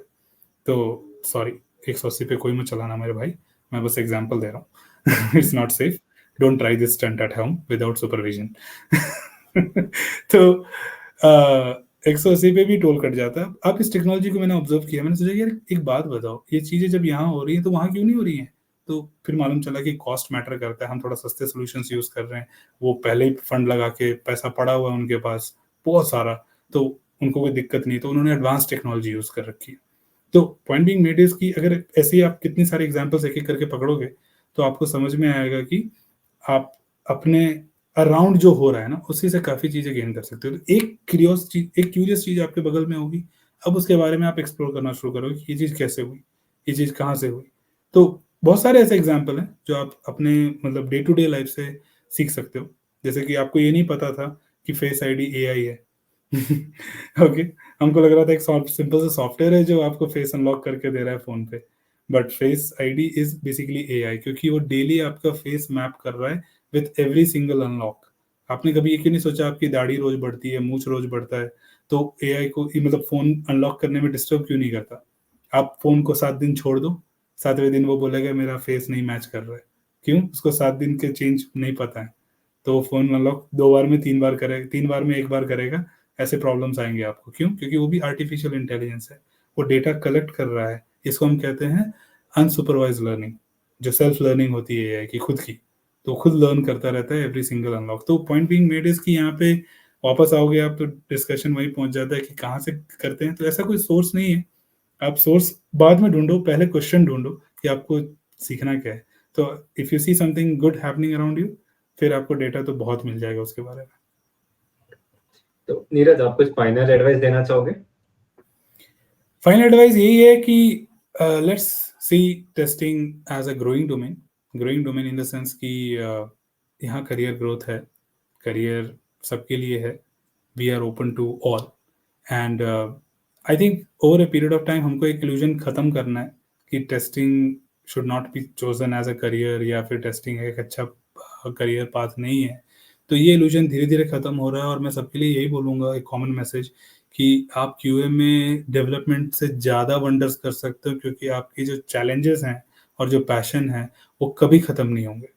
क्योंकि डेवलपमेंट टू बी समवेयर, मैं अगेंस्ट नहीं हूँ, not being offended, but development एक लिमिटेड चीज़ है कि आपने एक लैंग्वेज पढ़ ली, उसके आगे कुछ नहीं है वो। अब उसी डेवलपमेंट पे आप 10 साल काम कर रहे हो, तो आपने नया क्या किया अपनी लाइफ में? है ना, एक प्रोग्रामिंग कंटेंट है आपके पास, और आप उसी के अंदर जो कर रहे हो 10 साल 20 साल जितने साल काम करोगे वहीं तक हो आपकी बाउंड्री। बट टेस्टिंग में हर रोज कुछ नया चैलेंज आता है कि ये यूजर अलग है, वो डेटा अलग है, ये इन्वायरमेंट अलग है, ये इंफॉर्मेशन अलग है।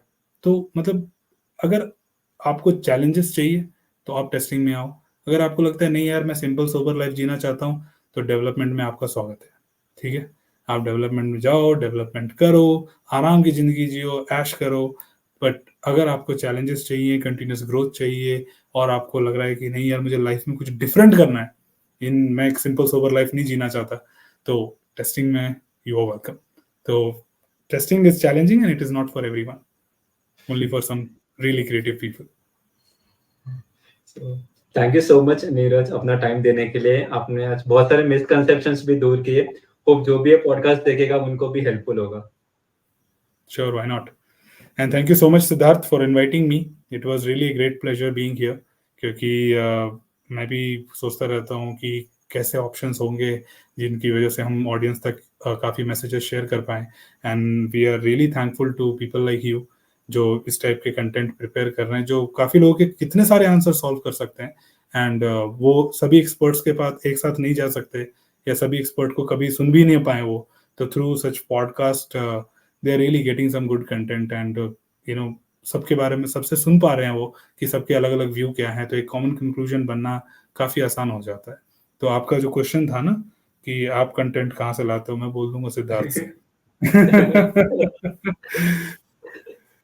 नहीं, मतलब हमारा यही मोटिव है कि जो भी मिसकंसेप्शन है, जो हमने प्रॉब्लम फेस की थी अर्ली स्टेज में हमारे करियर में, वो एटलीस्ट लोगों को ना फेस करनी पड़े और जल्दी ग्रो हो सके वो अपने करियर में। बिल्कुल, नहीं बहुत अच्छा मोटिव है, I appreciate you and I wish you all the very best with your journey on this.